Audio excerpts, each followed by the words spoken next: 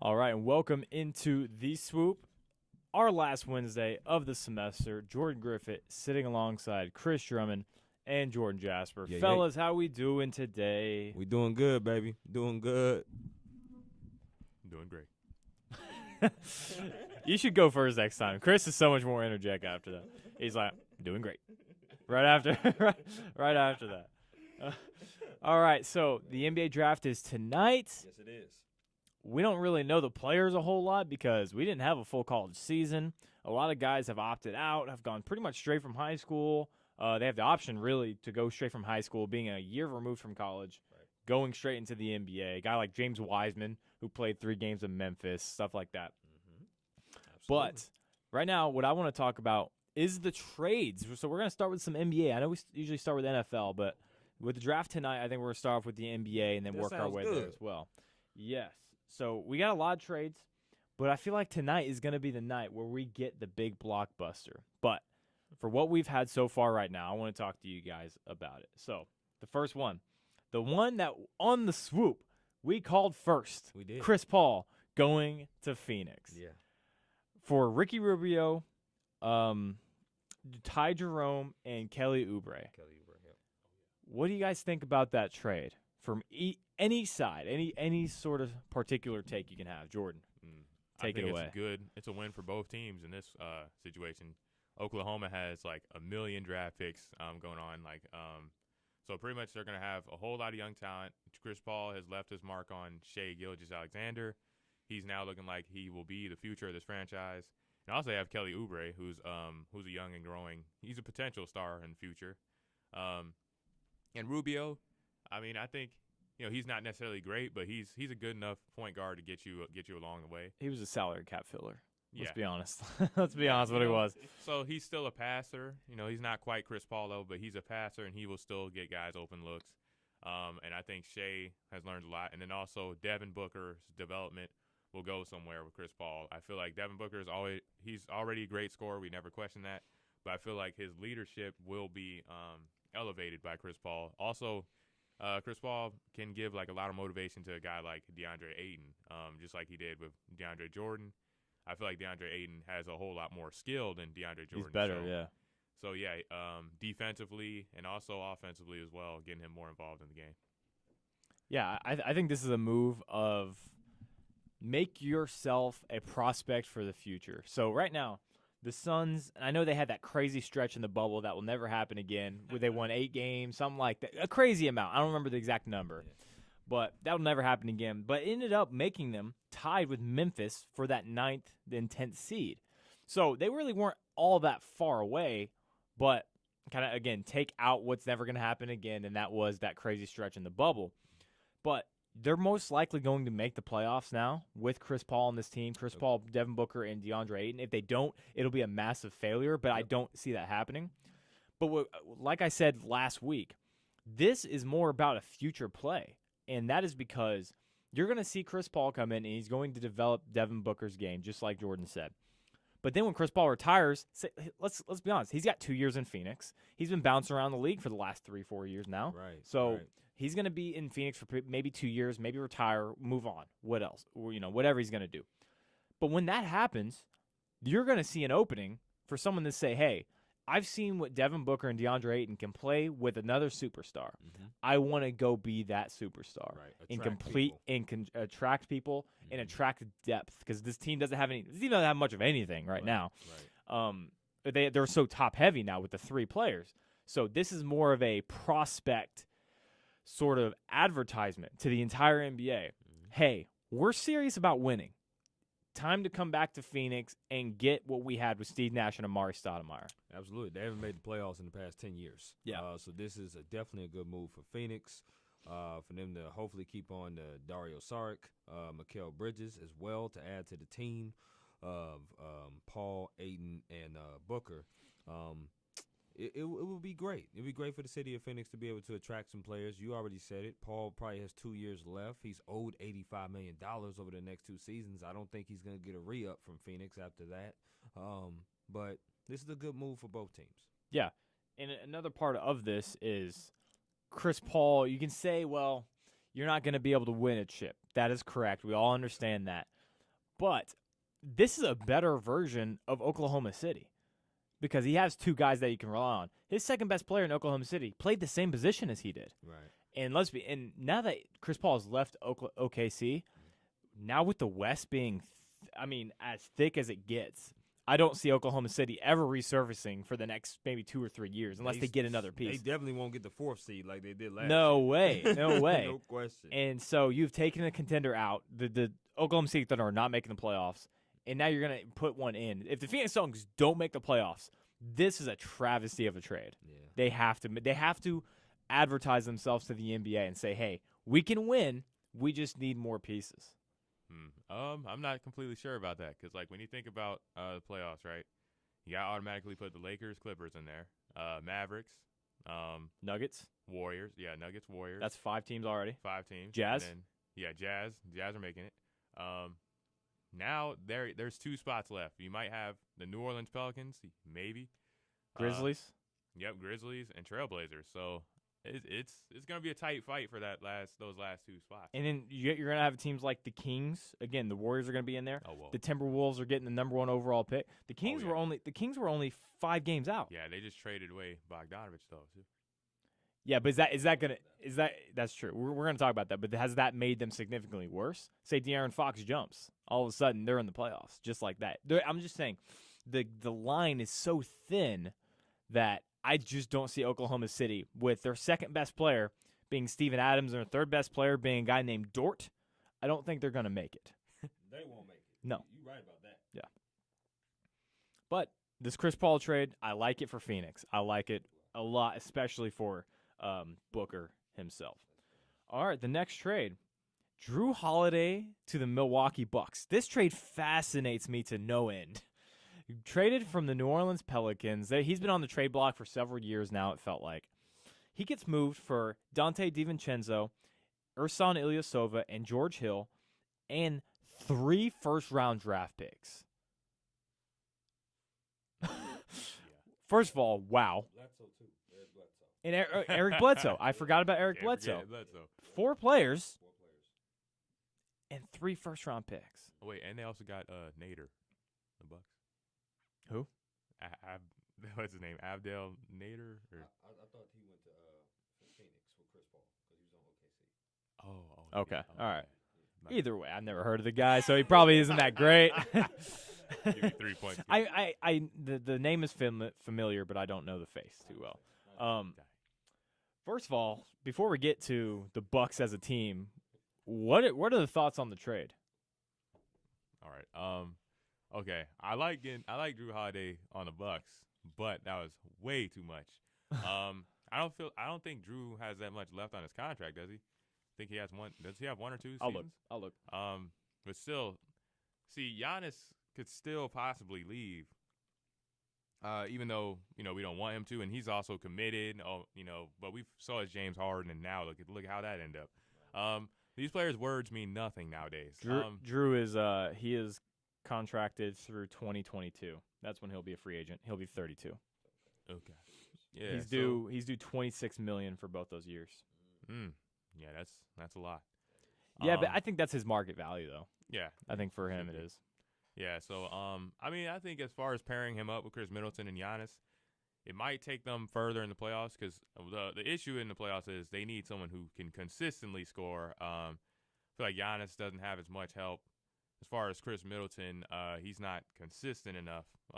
We saw a game where Giannis went down and Chris Middleton lit it up, but he's not doing that like he should in the other playoff games. So I feel like it is a drastic jump for the Bucks, but also giving up that many first-round picks is just insane to me. So I like the move, but necessarily did they have to give up that many picks? Because they already gave up like 3 players for him.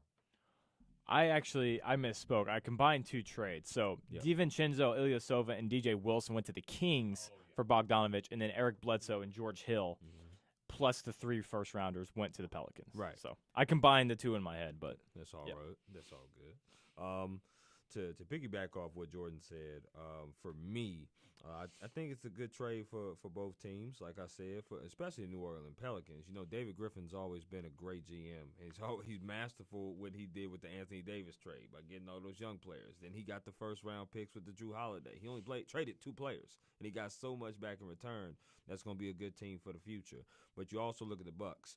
To me, they walled up Giannis in the playoffs, and they had Giannis be the playmaking guy, ability to get people open shots on the perimeter. Now it takes him off the ball a little bit and gives Drew Holiday that responsibility. When Giannis went down, Chris Middleton was the only guy. He wasn't just a go-to guy. He was the only guy.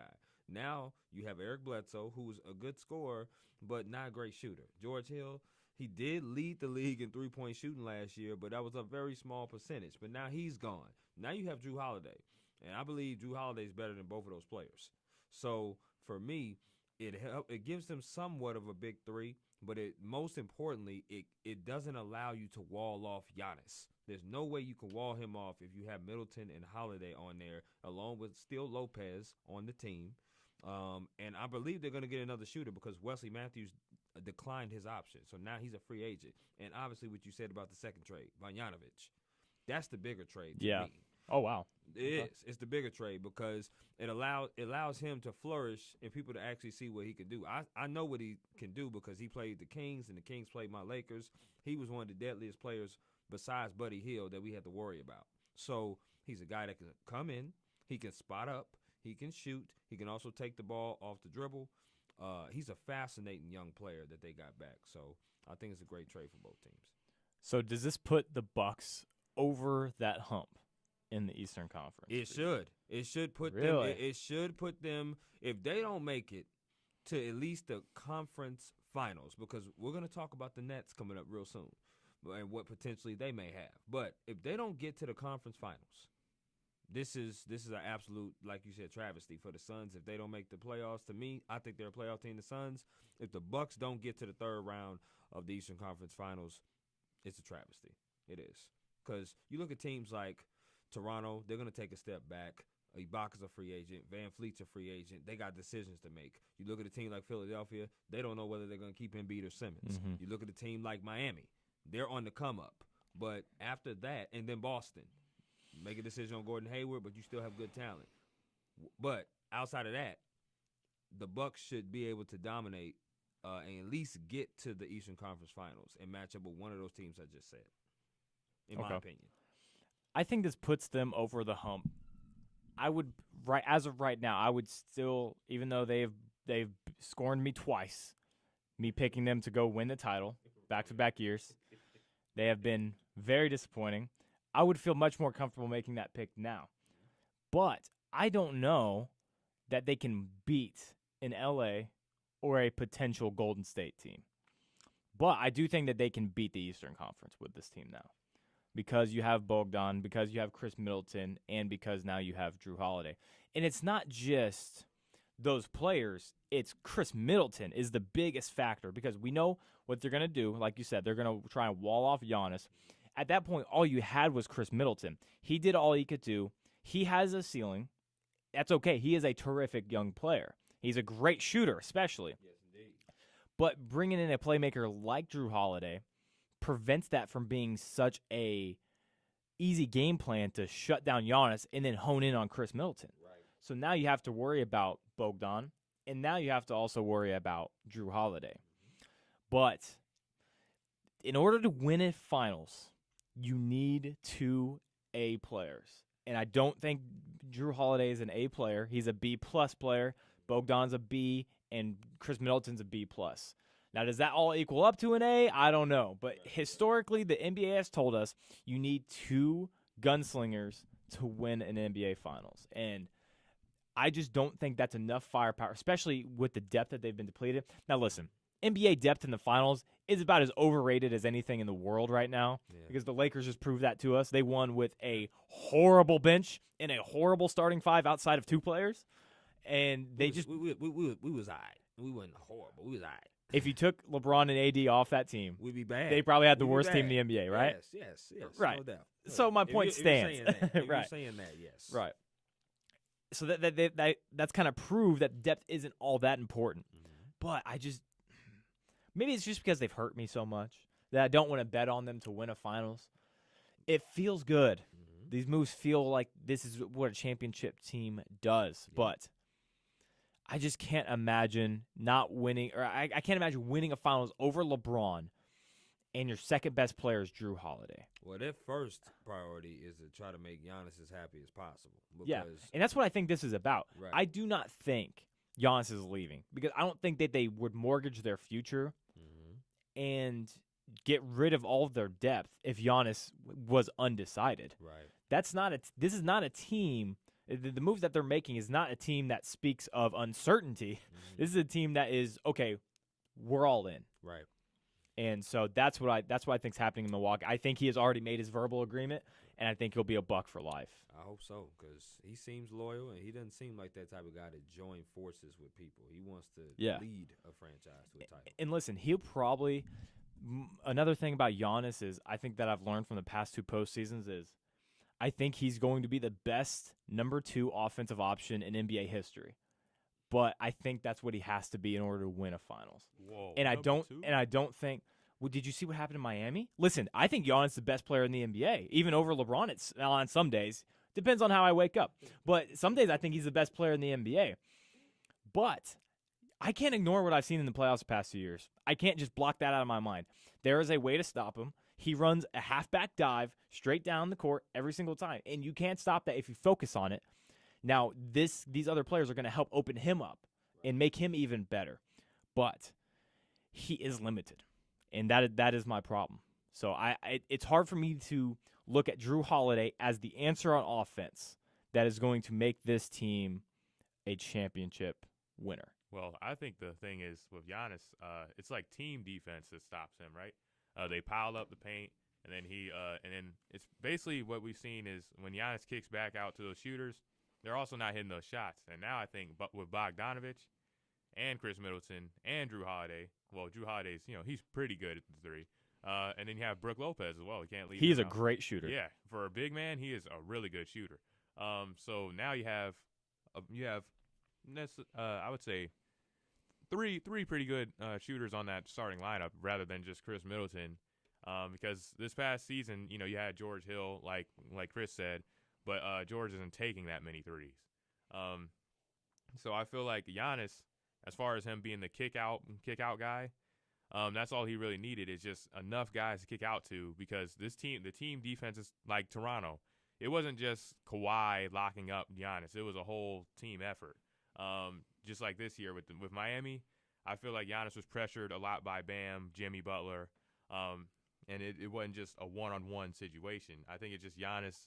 Giannis does the right thing. He passes. Right, one-on-one, I would take Giannis, yeah. But they can game plan around that. And I don't know that Drew Holiday and Chris Middleton and Bogdanovich are so good that they can capitalize on every opportunity that the defense is going to give them. Unlike a guy, if I had LeBron in my second as AD, I'm pretty sure he's going to hit that shot. Yeah. And not that Drew Holiday and Bogdan can't do that. It's just they're B-plus guys, and I need an A. And I just for a championship, you're right. Listen, I want this to happen. I want it so bad, and I love both of these acquisitions.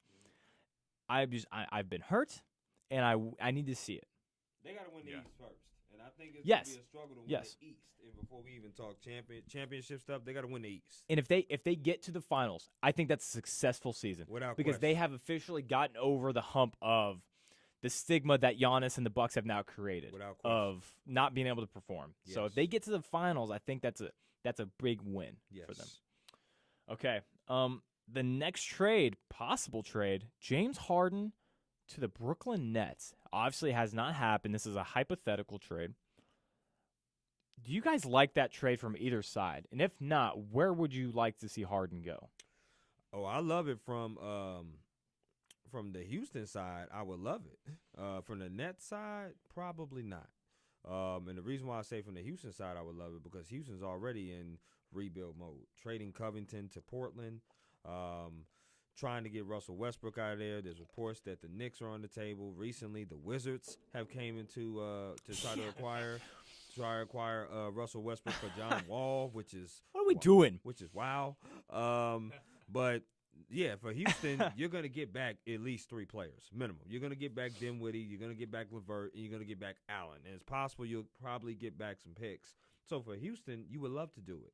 For the Nets, you're going to deplete your team. You're going to deplete your team and have that three superstars on your team with Harden, Kyrie, and KD. The problem is you have 2 guys that are really ball dominant, and that's Harden and Kyrie. KD can play off the ball. He proved that with Golden State and still was electric. However, with that being said, Harden has also led the league in assists, so he can pass the ball. But Kyrie, I have problems with him because I don't know.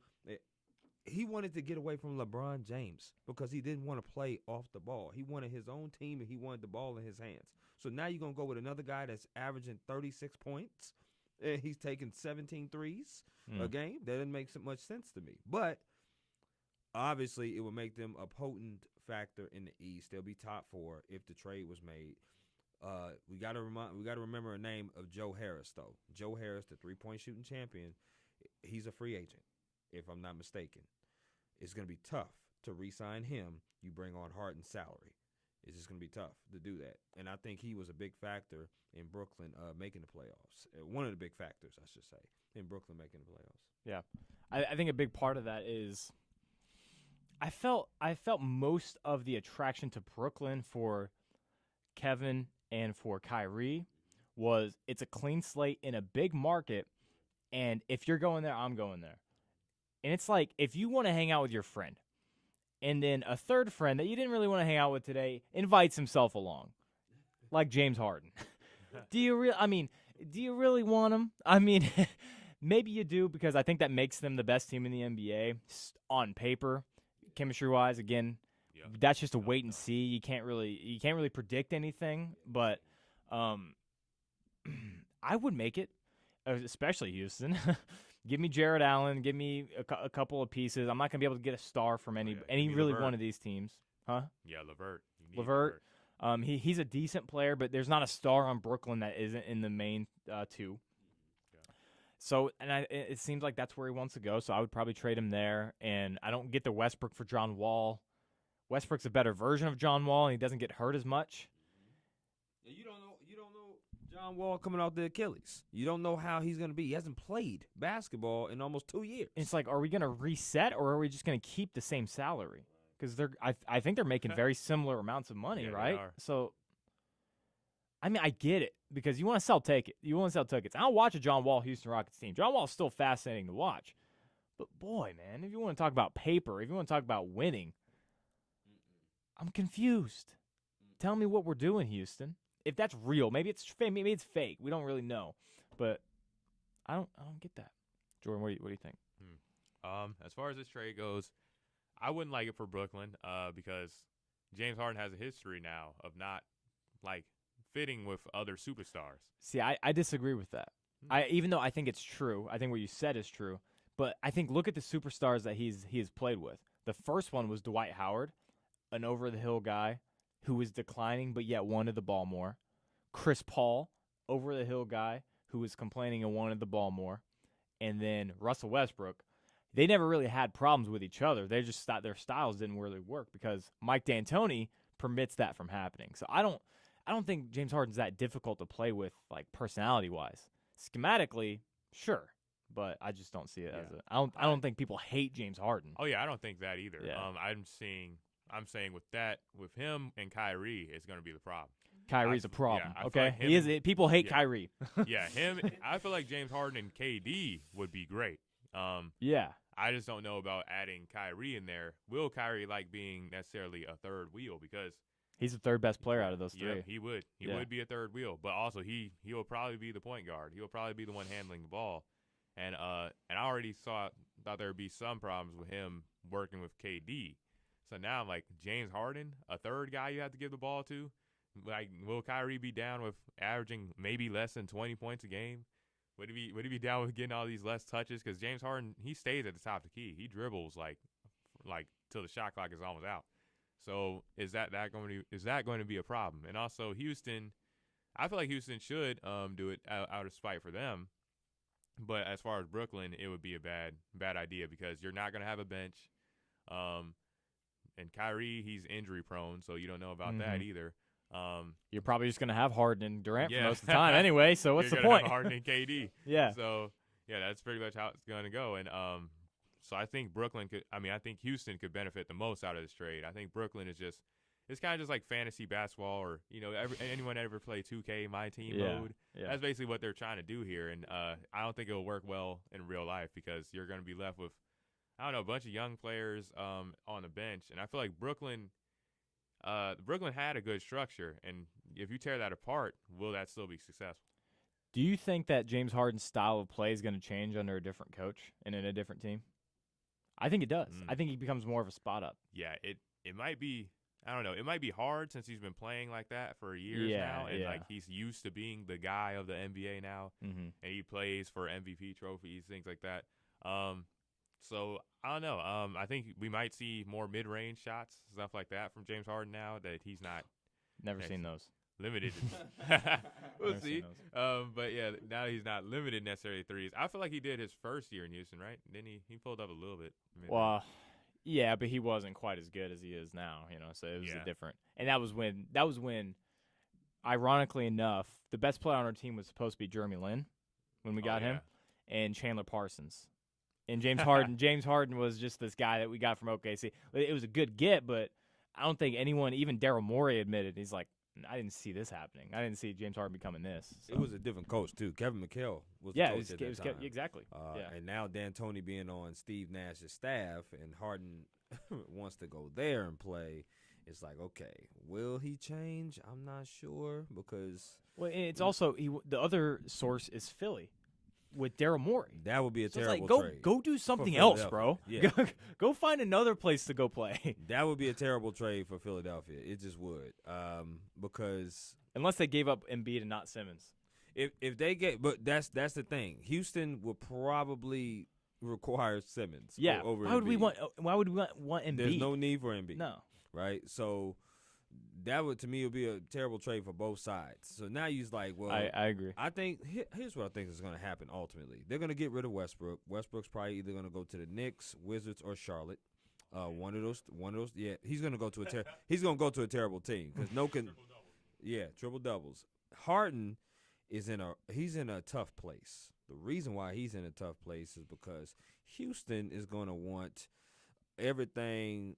They're going to want the bag. They're going to want a top 5 acquisition. Yes. They're going to want the equal value. Without question. And they're not obligated to rush a trade because he's under contract. Right. Now, yes, he is owed $140 million over his next 2 years. I get it.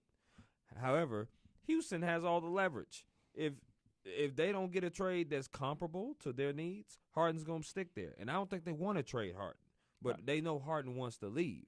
But the Nets, if he was to go to the Nets would have to give up Kyrie or somebody of that caliber. Oh, gosh, I don't want that. Right. I don't want Kyrie. But in the business deal, you're going to have to get something comparable. But because if you trade Harden, they're not going to be like, okay, we'll give you the 3 players, the first-round picks. The Houston's going to be like, that's not enough. I'm sorry. And that's why they haven't done the deal yet. And this Houston is, even though they're in a tough spot, they can be in a good spot. Because, listen, say they don't trade either one. Right. They were the 5th seed last year. You can go do that again. And I know they want out, right? But they're not in a position where their arms are tied. They can make any deal with anybody that they choose to. And I think they're just going to dump Westbrook. I hope that happens first because I do not want to be stuck with just a Westbrook-led Houston Rockets team versus James Harden. That will be a worst-case scenario. Either getting John Wall or something. Okay, I want something different. I don't care. I want something different. Yeah, I actually like Harden and Durant better than Kyrie. Better than all 3 of them.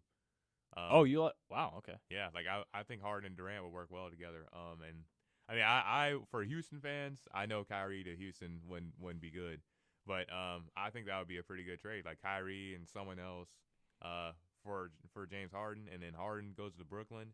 That way, it's not too much depletion, and you guys keep your bench players, possibly keep Karis LeVert, Jared Allen, maybe. Maybe Kyrie and draft picks and a couple another player. That's the only way. Yeah. That trade's gonna happen. But yeah, I feel like Harden and Durant would be a lot better than Kyrie and Durant. It's almost too difficult to get value for trading such a great player. It's the same thing with Anthony Davis. People are like, oh, man, they didn't get anything back. Brent Ingram ended up popping. But at the time, you were like, man, can't get anything back. What really value is there for an Anthony Davis, right? Another top 5 player. Right, exactly. You can't really – it's so hard to equal that. So. Also to trade for Paul George. Like, what do you guys think about that? If you just swap and put – I don't think Kawhi and Harden would work. I mean, it'll never happen, but hypothetical, Paul George for what?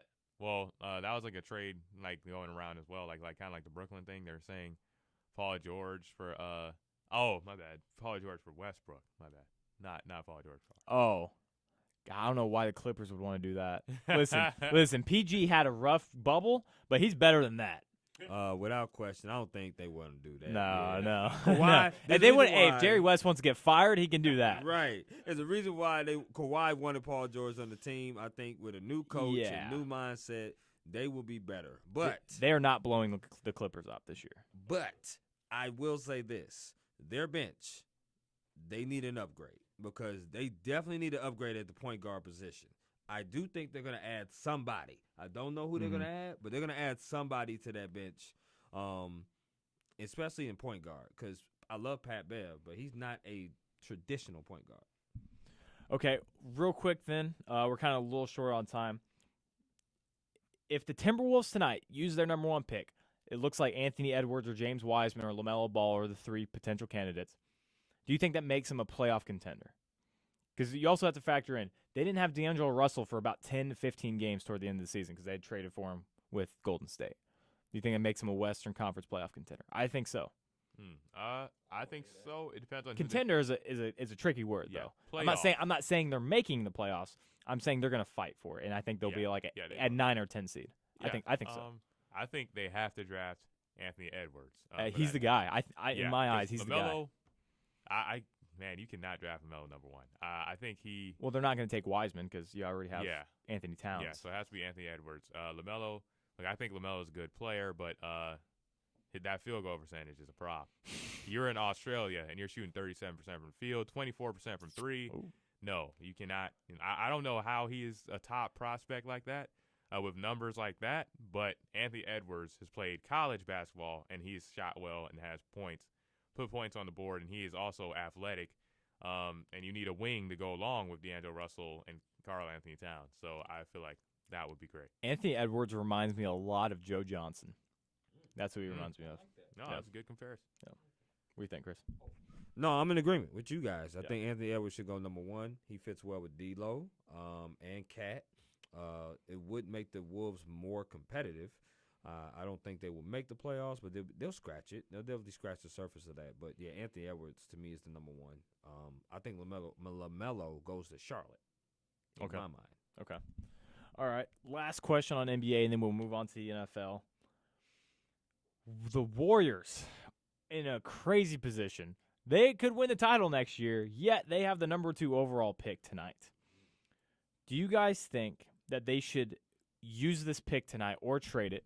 And if they do either one of those, do you think that they can compete with the best of the best in the West? Regardless of what they do, they're going to be they're going to be a problem next year. Okay. Steph, Clay, Dre, you go with the number 2 pick. More than likely, they're going to choose Wiseman. Yeah. Because I think Edwards is going to be off the board. You got Wiggins as well. So to me, they do have a solid team. As long as they stay healthy, they'll be top 4 in the West, and they will be a problem for top teams in the West.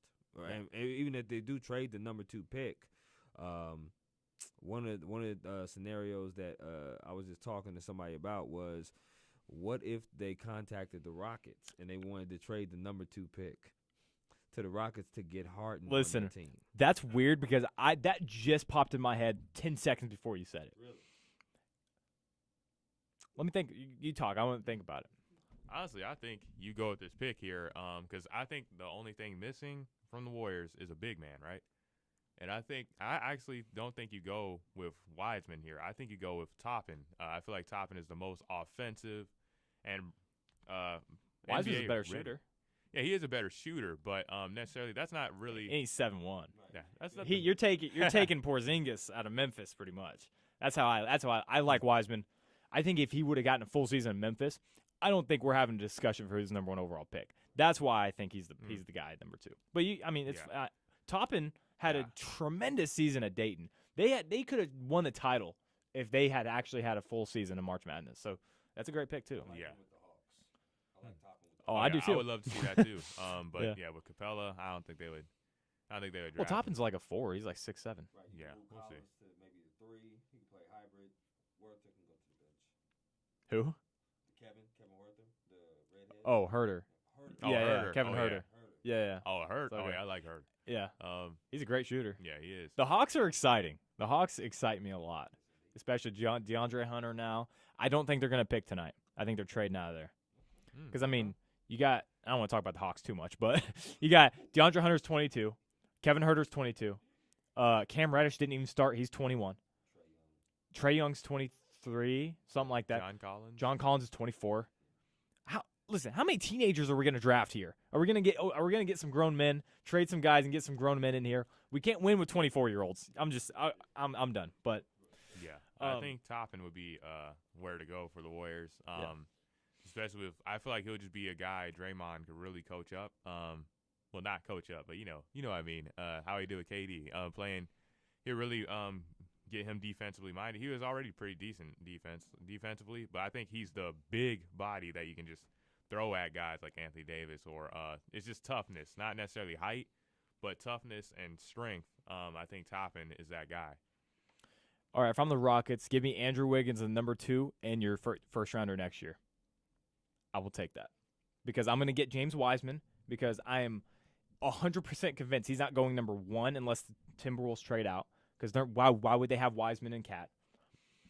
So that means I'm going to get a center that I really like. I'm going to get Andrew Wiggins, he's gonna put up points. He's nothing special anymore, and I'm going to get another pick. I think that's plenty.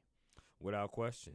Versus a Chris LeVert or Karis LeVert and a Jared Allen. I just think that, I think the Rockets should definitely listen to that. Yeah. That's for sure. And then you get James Harden on the Warriors. On the Warriors. Because now you got the guy that can take the ball out of Steph's hands a little bit and set up. Steph can run off them screens. It could be lights out with the shooting. That would be, again, Harden would unfair. get the most open shots he has ever had in his life. If you shoot around out there. Right. Yeah. I think you keep this pick because say you trade it and you want to say, okay, we're all in. The problem with going all in is it puts so much pressure on the next 2 to 3 seasons that if you don't win at least one title from that point, you're going to go back to irrelevancy because Steph and Clay are going to be gone or retired, and you're not going to have that pick. You're not going to have that special player like a James Wiseman or LaMelo Ball, whoever you choose to pick there. So I would take James Wiseman, even though it's not really the scheme that they play with a center. And I would just see what happens. You take the most talented player available. Right. And right now I think it's going to be James Wiseman at number 2. Right. All right, talking about the NFL. Heartbreak on Sunday. The Buffalo Bills lose on a Hail Mary to DeAndre Hopkins of the Arizona Cardinals. That brought up a discussion that I don't really want to have, but now we're going to. The top 5 wide receivers in the NFL. With D-Hop snatching that ball over 3 Buffalo Bill defenders, good defenders, that is. In your guys' eyes, who are the top 5 wide receivers in the National Football League? Jordan, do you got a list for me? All right. So I think number 1, I actually have a different. Actually, let's go backward. 5 to 1. All right. Suspense for the audience. Okay. Number 5, Devontae Adams. Okay. Number 4. I'm trying to think. Oh, you're winging it. You are. Yeah. Okay. Michael Thomas. Okay. Actually, Michael Thomas need to be number 3. Man. Number 4, I'm put Julio there. I'm put Julio. Okay. Number 4. Okay. Michael Thomas, number 3. Okay. And I know he hasn't put up the numbers quite yet, but I see DK Metcalf. I see DK Metcalf coming up there. Number 2? Okay. I mean, I'd switch that around. So Michael Thomas. Clearly, you're not prepared for this segment. No. No, Metcalf because number 3. This is Thomas getting out of hand. This is clearly but something. I got Hill number 1. You got Tyreek Hill number 1? Yeah. Most of. Okay. Listen.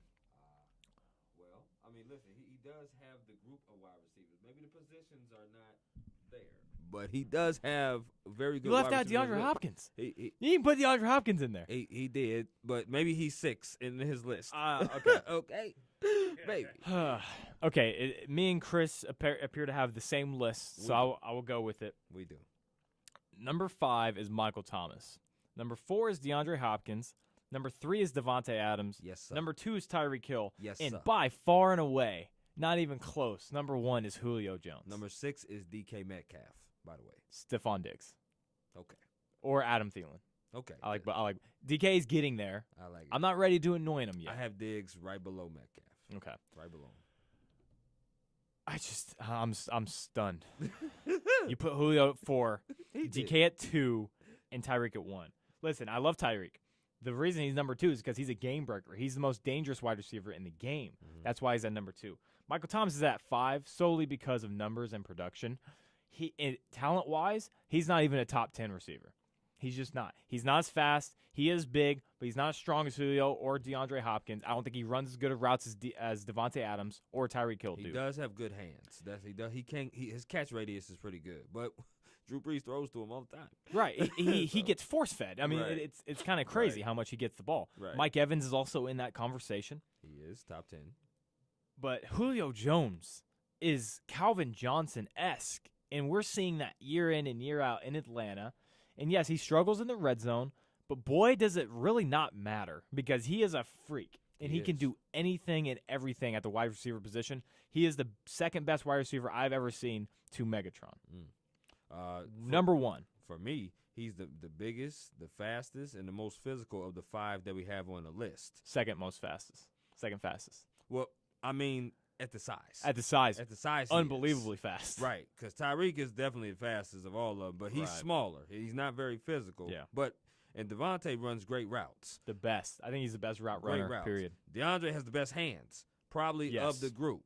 He can catch anything, anything. We saw that. And Thomas's production, like you said, is why he definitely gets on the list because when you have a catch radius, you don't drop many passes, but he's not very fast. Not a guy that runs great routes, but Drew Brees puts the ball on the money, and he doesn't seem to drop it. Yeah. So I definitely agree with your list. Yeah, if we're talking about hands, I think DeAndre Hopkins is number 1, and I think Adam Thielen is number 2. He catches absolutely everything. Okay. He had a one-handed catch on Monday night. Okay. Speed is clearly Tyreek Hill and DK Metcalf. Those two guys are game breakers over the top. And Julio Jones is probably number 3 in there. And then route running, I think, is the easiest list of the top 2. Yeah. Devontae Adams, nasty. Absolute nasty off the line. He is. And then Stephon Diggs, number 2. Okay. Almost as nasty. Okay. Those guys run the best routes possible. So that's the correct list. Well, I'm just saying. JJ had a different list. You had Julio at 4. Yeah, see, Hill gotta be number 1, man. He is. I'm a Chiefs fan. Game breaker. Yes, he is a game breaker. If you had an average quarterback and you had to throw a ball, pick any wide receiver in the NFL you think is going to come down with it. Julio. I gotta go with Tyreek, man. No way. You're not okay, whatever. I'm moving on. Listen. I love Tyreek. I love Tyreek. I have him number 2. But Julio Jones is the best receiver we have seen for the past decade. Now, if the question was who throws the furthest ball, who's going to catch it, Right. that's Tyreek. Right. Because he's going to outrun everybody Listen, to the ball. Tyreek runs great routes. It's not just speed. He has great hands. His vert is insane. He's an athletic freak. He's small. But he's smaller than Julio Jones. Julio Jones is the prototypical. It's the receiver you want. I mean, he looks like a DB chasing guys down after an intercepted pass. DBs are scared to guard. And yes. Just Let's move on. number 4 is just it just gets to me. It just gets to me. Don't worry, Metcalf is on his way. Yes, Metcalf is on his way. You are right about that. All right. Who is the MVP after Week 11 in the NFL? I think our pick just 2 weeks ago is now null and void with Russell Wilson. 12 turnovers now this year. The Seahawks look quite frankly look like crap. They do not look good really on either side of the ball right now. So I don't think Russell Wilson can be the MVP at this point. Of course, you have 6 more weeks, 7 more weeks to make that up. But my MVP right now, of course, it's going to Patrick Mahomes. Oh, yeah. There's Without a no doubt. other name to say. Kyler Murray. No. If you're talking about MVP discussion, yeah. I mean, we had 5 names last time. So, yes, Kyler Murray definitely has snuck in. Russell has went down. You have to put Josh Allen in there as well. If you have to, I would still say Brady is floating around in there. But Patrick Mahomes is far and away. He's the MVP right now. I mean, 25 tubs, 1 interception. He's on pace for 4,800 yards, 45 touchdowns, and 2 interceptions. It's no way. Like, listen, we can put those other names in there, but out of a percentage of 100, Patrick Mahomes probably dominates that with 70%, and then the rest of them you can just sprinkle in. Because what I think is interesting is the conversation we'd be having right now if Kyler Murray didn't complete that Hail Mary. We'd be talking about Josh Allen and Patrick Mahomes. But now we're talking about Kyler Murray and Patrick Mahomes, all because of that one pass. Listen, the Bills should have won that game. I'm a Bills. You got to win that game, and they defended. I picked them to win, and they just disappointed me with that. The Hail Mary was as well defended as you could get. It's just a great play made by D-Hop and a great throw by Kyler Murray. I guess another question I have for you guys: which one do you think was better, the throw or the catch? Oh. That is a hard one. That is. I remember, because I actually watched this game live, and I saw that, like, I was like, oh, man, they only have, like, 2 seconds left, man. What's going to happen? Kyler, out of bounds. And that throw was it was on point. I would have to say the catch, actually, just because the catch over 3 guys, he had to fight. Hopkins had to fight for that catch. Now the throw was as good as you can get. As far as the situation, I was like, wow, Kyler threw that right before he went out of bounds. Mm-hmm. But yeah, I would have to give it to Hopkins for that catch because it was just unbelievable. I think it was a good amount of defense, like you said, and he just showed his will over 3 guys. I would say the throw. I think so as well. I would say the throw, and the reason why I would say the throw is because Kyler was leaning towards the opposite side when he slung the ball. He threw it from his hip, from his ankles. To have the kind of touch as well, to throw that ball 50-plus yards in the air. Now, the catch was amazing. However, D-Hop was taller than everybody that he was jumping over, and his vertical was better than everybody's. So there was no way they were going to knock down the ball because he was in position already, and everybody else was trying to swat and jump and intercept the ball, and he's taller than everybody, and he jumps higher than everybody, so he thinks he's going to be the first one to the ball. It's going to be D-Hop. So, amazing hands. We already talked about that. But he doesn't even get to make that play if Kyler Murray doesn't scramble and get out of trouble and go to the sideline and throw the ball with that. So, to me, the throw is better. Yeah, my thing here is I think it's a throw because I think Kyler Murray on that play specifically is the only guy that can make that play because I don't think Lamar has the accuracy to get it to the end zone or the arm strength as much as Kyler, but he has the elusiveness. But I don't think anyone has the elusiveness of Kyler Murray and the accuracy. So he gets away. He is leaning toward the sideline. He just loads it up from his ankles and just sends it. And DeAndre Hopkins, there's one other guy that can also make that catch. That's Julio Jones. There is no one else that can make that throw because Patrick Mahomes doesn't get away from that defender because the speed gap between Kyler and Mahomes is pretty significant. Now, listen, Mahomes could have made the throw, but he could not have eluded that defender because that sack pretty much happened unless Kyler just, I don't know what he does. He just gets out of the way, and next thing you know, the ball's in the air, and the Bills have a fat L. But Kyler's the only one who can make that play. Julio and D-Hop are the only 2 that can make that play. Therefore, that tells me I think the throw is better. I mean, they're both incredible. And, we're going to get this again in 5 or 6 years because that's what happens with these Hail Marys. Every 5 or 6 years, one of these happens, and they win a game, and it kills fans like me. So, all right, last NFL question. I want to move on to college football. Do the Steelers at 9-0 now, correct? 9-0. Do they still feel like frauds? Not really to me. Now it's still now the playoffs may be a different story. I'm not sure, but as far as regular season goes, that defense is something else. So I believe in them. I believe they could possibly have an undefeated season. Just looking at what they've done so far. I'm not sure who they play next, but in this case, the Jaguars. Oh yeah, they're winning that one. They have a pretty easy remaining schedule. Oh yeah. They have a really good shot at an undefeated season. Yeah, and they played against good teams. They played against bad teams. They just showing you they even won ugly against the Cowboys. So I mean, I really just can't knock them for that. Certainly not frauds. I'm in agreement with Jasper. I don't think they'll go undefeated because I think they're going to take an L when they head up to Buffalo and play the Bills. I think the Bills got them there. But I do want to say that they're not frauds. Defense is really good. Wadden Dupree are sacking the quarterback. Ben had his best game of the year this past week. So, yeah, they're going to win a lot of games. They're probably going to get definitely number 1 or 2 seed. So, no, they're not frauds. Yeah, they are. I Really? think so. Wow. Because, now, here's the thing. I want to put it in context. Please do. Frauds, as in, they're not the best team in the NFL.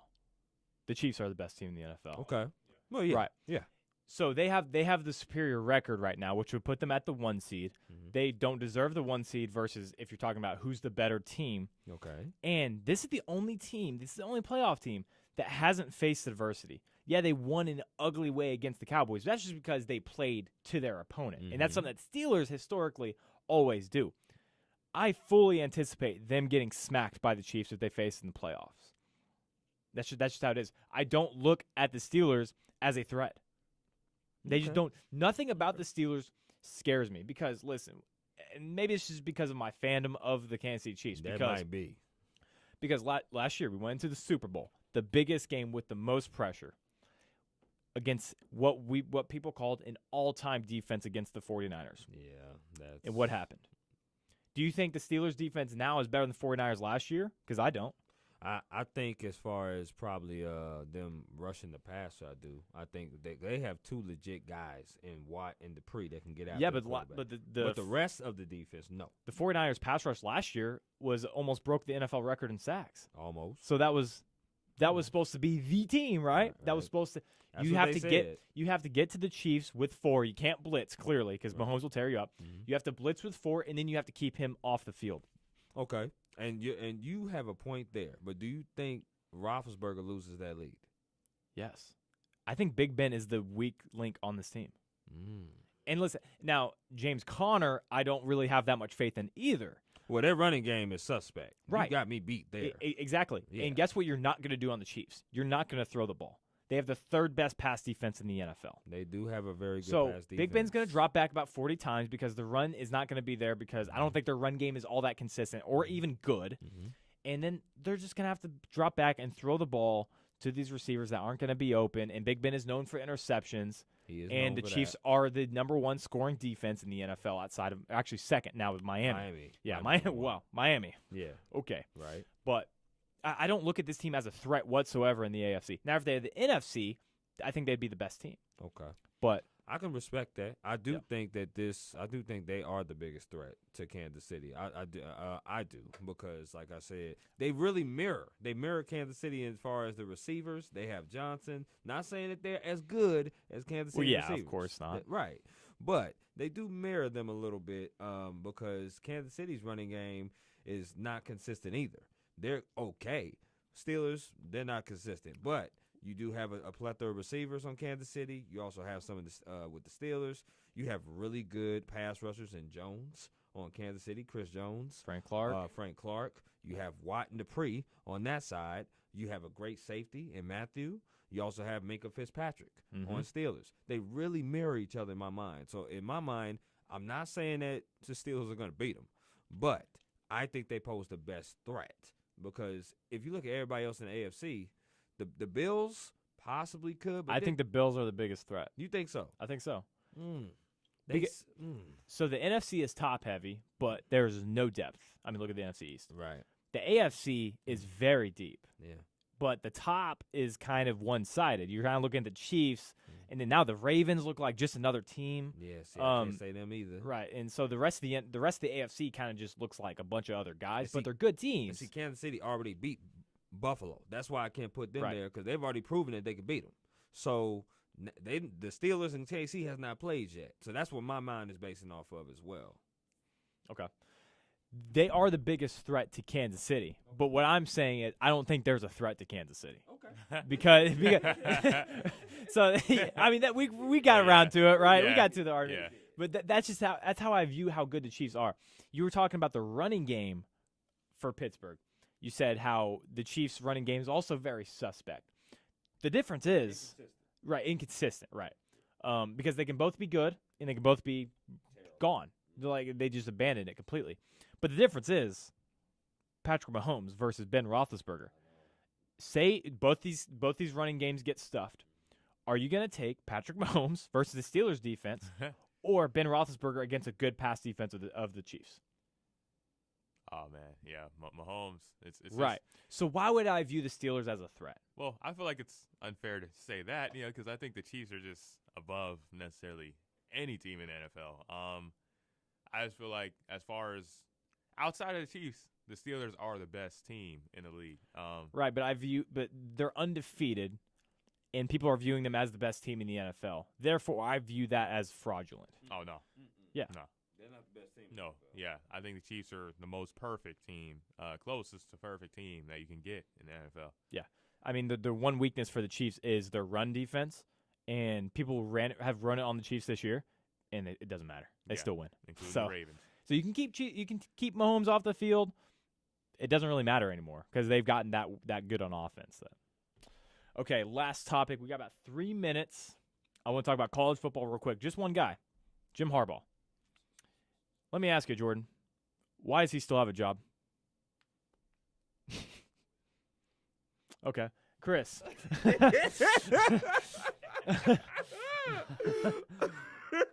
Okay. Well, he's a Michigan alum. And although he's been there 6 years, he has recruited some good players. But he struggled in the quarterback, which is ironic because he's a former quarterback. This year is going to be very tough to salvage his job. With already 3 losses and a game upcoming to Ohio State, I believe the writing is on the wall. But it's also going to be an attractive job for somebody. But Jim is probably out of there this year. Okay, so we talking Michigan. You yeah. comfortable coming back? Yeah. We talking Michigan. My Okay. bad. All right, go ahead. I should know that. I'm a Ohio State fan, but I don't even really, because I just know we're gonna beat them every year. Yeah, it's looking pretty bad. I mean, it didn't matter which version of Michigan we played against necessarily. As far as Ohio State, we would beat them regardless. But yeah, this year is looking a whole lot different than they have last year when Michigan was supposed to be the so-called best defense in college football. Well, that's what I heard. So, yeah, that's what I heard from sources like ESPN and things like that talking about Michigan's defense, which apparently wasn't all that great when they faced the Buckeyes. But yeah, I just seen. I don't really pay too much attention to Michigan, like I said, but yeah, I have seen that they have a whole lot of losses, as far as 3 losses. So, I think it may be time for him to go. Yeah, they're 1-3. So, week 1 they come out and they smack Minnesota. Good for you, 49-24. Next week you lose to Michigan State for the 3rd time in the Harbaugh era. Let me repeat that. You lose to Michigan State, a basketball school, for the 3rd time in the Harbaugh era. And I believe 2nd time in the big house, in the big house, because they I don't- alternate. They alternate every season. So for the 3rd time in the Harbaugh era, Yeah. you lose to a basketball school. They did. Listen, okay, you know what? Listen, you drop one, right? Ohio State lost to Purdue a couple years ago. They did. It happens, right? They did. Sure. They did. You move on to Indiana. Oh, wait. Another basketball school, huh? Wow. Weird. Yeah. And you get smacked 38-21. Yeah. But that's not the worst of them all. Talk to us. Last Saturday, Mm. you go into Wisconsin. No. Wisconsin came to them. Or Wisconsin, excuse me. You were Yeah. correct. I misspoke. Yeah. Wisconsin comes to your house. The big house. Right. And guess what they do? They smacked you too. They smack you too. They sit on the couch. They take their shoes off. That's they right. crack open a beer. That's right. And they make themselves comfortable because they can. That's Because you suck. That's right. And Michigan. when you asked them to leave, they still didn't leave because they wasn't done. Wisconsin's another borderline basketball school, by the way. It is. Listen, all they recruit there is farmhands, and it works. That's it. And apparently it works in football, too, 49-11. Listen. What, 49 to 11? 49 to, yeah. No. That's a 38-point loss. It's the worst loss of the season for them. Yeah. Oh, my God. Come on, I was Jimmy. okay with Jim Harbaugh losing the Ohio State game because, listen, he would win almost every single one. He would lose 2 games a year. Right. Okay, that's the Michigan quota. Right. You lose 2 games a year. That's fine. That's a great football program that you can pump pros in and out of. Right. You can't recruit the quarterback, and now you can't recruit a defense. Mm-hmm. And it's clear that your players have given up on you. Yeah. And every year they was ranked, too. They was ranked almost every year. Yes. This year they're not. And they're going to have another loss against Ohio State. Right. They're going to have a next couple losses. So let's say they beat Rutgers. Congratulations. We only want to give them that loud clap. Let's give them the golf clap. Yeah, I'm pretty sure Rutgers is playing Kennesaw State next week, too. Then they play Penn State, who's 0-3. then they play Maryland. They will lose that game. Yeah, Tua's definitely going to go for a lot of y'all. Or And then Tua's brother, I should say. To his brother, right. Yes. And then they're going to play Ohio State.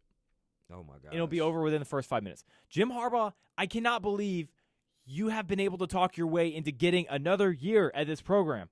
If you survive this year, you are the best salesman in the world. I'm telling you, he should get pink slip for real. I wouldn't even let him go to the locker room after the Ohio State game. I would just be like, thank you for your services. It's time to bounce. It's time to go. I was a defendant of Jim Harbaugh up until this year. You simply cannot lose to these teams. And people defending him, oh, well, Wisconsin's good. Indiana's good. Do you know what the problem with that is? They shouldn't be as good as you. Yeah. You have the pipeline. You have the recruits. Yet you can't put it together to even scratch the surface. And they're not just losing, Griff. They're getting blowed out. It's not even competitive. It's one thing if you lose to a 3-point game and you're competing. But when you lose 49-11 at home, I'm sure half them fans left because they already knew. They wanted to beat that Michigan traffic. They are 6th. If you were to say, okay, well, we're 6th in the Big Ten. Okay, a lot of teams in there. I mean, it's pretty good. Decent football. I mean, very good football conference. They have 2 divisions now. Yeah, they're 6th in the Big Ten East. Right. Right? You take Big Ten 6, you're like, okay, you know what? Yeah, right, okay, right. yeah. But then you forget that they Wait, split them in wait. 2 divisions. 6 in the East. Right. That's awful, bro. It's just awful. Come on, Jimmy. It's time.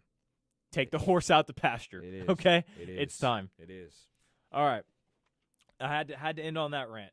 Fact or fiction? 3 minutes into the second hour on our last show of the semester. Once again, Jordan Griffitt, Chris Drummond, Jordan Jasper sitting alongside me. Are we ready, fellas? I have a theme. For today. I made it interesting. It's something I know quite a bit about for no reason. I took a class in it in my previous college, and I'm going to show it to you now. This is Space Edition, otherwise known as astronomy. Okay, are we ready?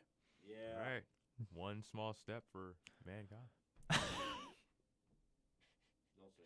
Oh man. I mean the quote was correct. It just felt forced. That's okay. All right, now don't laugh at this first one, okay? This is serious business. Number 1. If you were to take a spaceship through Uranus, yeah, okay, I can't hold it. You'd go straight through it, or that there is no sound in space. There's no sound in space.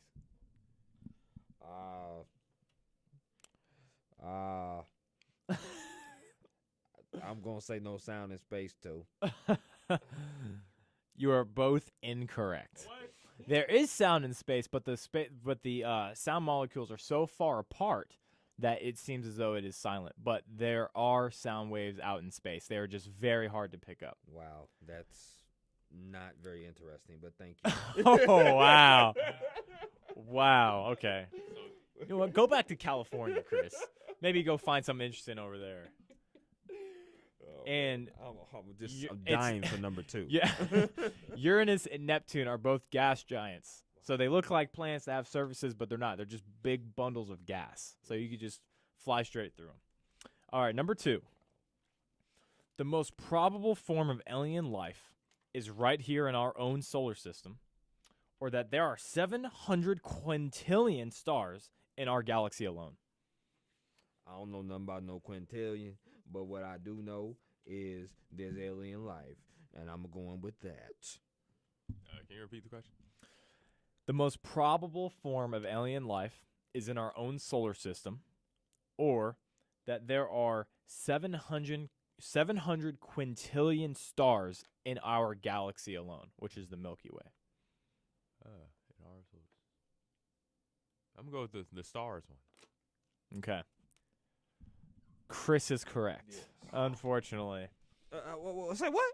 Unfortunately? What you mean? Because you can't count stars. There are too many. So 700 quintillion it's a countless amount. There's so many out there you just can't take. Yeah, you can't count. I Wikipedia that real quick. I don't know nothing about no quintillion. Oh yeah. Do you know where the life force could be then? You're such a space expert. No. Okay, well why don't you let the host talk then? How about that? That would help a lot. You do your thing. I'm the space expert, okay? You are. Yes. You are quite the expert. Europa. It is a moon off of Saturn or Jupiter. Mm. I always mix the two. It's one of the two. It's a moon that is covered in ice, and underneath it is water. Mm. But we've never been there, and we don't know what's underneath it. We know that's water. I don't know how we know that, but when we've never been there, scientists, they got their thing. Well, I'm just glad you paid attention in class. Yeah, I picked up a lot from this. I understand. This class. So you drill a hole. You ever watch Cosmos? Neil deGrasse Tyson? Who? I'm just playing. Oh, yeah, you better be playing. You guys did not see his face. But yes, it's awesome. I know who Neil is. You drill a hole into Europa, and you go down there. They made a movie about it, man. Come on. I'm sorry. But we're getting educated by you, so that's a great thing. Yeah, you're lucky I'm here. Yes. Okay, number 3. One day on Venus is longer than a year here on Earth, or that Saturn is named Big Brother because its gravitational pull sucks asteroids in and throws them away from Earth. I think I'm going to go with the Venus one. The Venus one? Yeah. Chris. Yep. I, too, will go with the Venus. How confident are you guys in that one? Super confident. Super confident. Super not. Well, you are both correct. Hey. Unfortunately this time. I mean, I like it when you guys get it wrong because it makes me feel good about myself. Listen. We are all on the same team here, okay? No, not in this segment. Not in this segment. No, there are only enemies. Oh, that's I don't like that. You guys are on the same team. I don't like that. So the spin rate of Venus is about 400 times slower than it is on Earth. Therefore, taking one day is longer than a year here on Earth. Wow. Yep. And the Big Brother planet is actually Jupiter. So it is actually a real thing. Its gravitational pull and its mass is so much more than Earth. It takes asteroids that are supposed to hit Earth and just flings them back out into space. I figured that, because I know, ain't Saturn a hot planet? Or is that Mercury? Mercury. Mercury's the hot planet. Mercury. Because yeah, Jupiter is cool. I knew that. But, yeah, I just, something didn't sound right about Saturn. But I appreciate your expertise in this field. Yeah. You dig. So 1 for 3, 2 for 3. Yeah. Okay. Yeah. I'm now 11 of 21, which is 52%. You're just showing off now. I mean, really. I am a little bit. Yeah. But, I'm good with numbers. You good with planets. That's what we do. That's what we do, man. And we make an unstoppable duo. Yes, sir. Because both of those things come up often, especially planets. Yes, sir. Yeah. All right. Underrated, overrated, baby. We got 5 minutes left, so we got to make these a little quicker than normal. Okay. But my first one for you. First round picks in the NBA. Speaking of the draft. Go ahead. I'm going to go with overrated. Yeah. Yeah, because a lot of times that number 1 pick guy, I mean, unless he's like super talented, like a LeBron James or even so-called. I think Zion Williamson will be good, but you just don't know. So I feel like they don't hold as much value because it's all about the coaching and the team that they're drafted into that allows them to develop into a great player. Yeah, I agree. I mean, the Bucks traded 3 of their first rounders. Yeah, it sounds like a lot, but the Bucks are going to be picking at 28 to 30 for the next 3 years. So those picks really don't mean very much. And those guys you can cut in the first round, really. They're really not that special. So, yeah, they're completely overrated. Unless you have a top 5 pick, it's almost not worthless, but it's the worth goes down significantly. Yeah, it's overrated. There's no question about that. Playoff teams. Now, the NFL's different. NFL is different. Yeah. But with the NBA, you can find gems in the second, third round. You also get late first-round picks where, it's just that, like you said, it doesn't really matter. So, overrated in my mind. All right, number 2, signing with the Lakers, Dennis Schroeder. Overrated. Whoa. What? Yeah, it's overrated. It is. Listen, we needed a point guard. Don't get me wrong, but the reason why we had to pick up Dennis Schroeder, I don't really consider him a great guard. I just consider him as somebody that is serviceable. He doesn't have the IQ that Rondo has, but he does have the quickness to get to the basket, so he can be serviceable for us. But anything past serviceable for Dennis Schroeder, no. So to me, he's overrated. Wow. I'm actually going to disagree. I'm going to go with underrated here, but I think the Laker fans need to know who this guy is. And it's a guy that has had problems with other players in the past, and it's a guy that doesn't shoot the ball very well. He is a slashing point guard. He does make plays. We saw him here in Atlanta. But listen, this is not a guy that's going to spot up for you, and he's not going to be a better version of Danny Green. And Danny Green was horrendous at times, but temper your expectations if you think this is going to be a guy that shoots the 3 ball. This is a better version of Rondo in my eyes, and probably not as good as defense or passing, really. See, I think they are going to miss Danny Green's. Let's say he didn't make as many shots as he was supposed to, but they're going to miss him defensively with Dennis Schroeder because Dennis Schroeder is just awful at defense. I think it's a good move necessarily to have him on the team, but now you're looking at defense. It's basically like who's going to defend the guards, who's going to, like, when you play against teams like the Warriors or even now Chris Paul and Devin Booker, like, who is going to be out there guarding those backcourts? Yeah. All right, number 3, trading a star NFL player. I struggle with this one, but I'm going to say overrated. Reason being is that, there's a lot of teams that have star players, but it doesn't equate into the ultimate goal, which is winning Super Bowls. And there's sometimes where you have to be able to give up a star player to attract very good players, because sometimes a star player dips into your cap. Sometimes a star player has that kind of mentality of a diva mentality. For me, it's about the chemistry of the team and how does the pieces fit.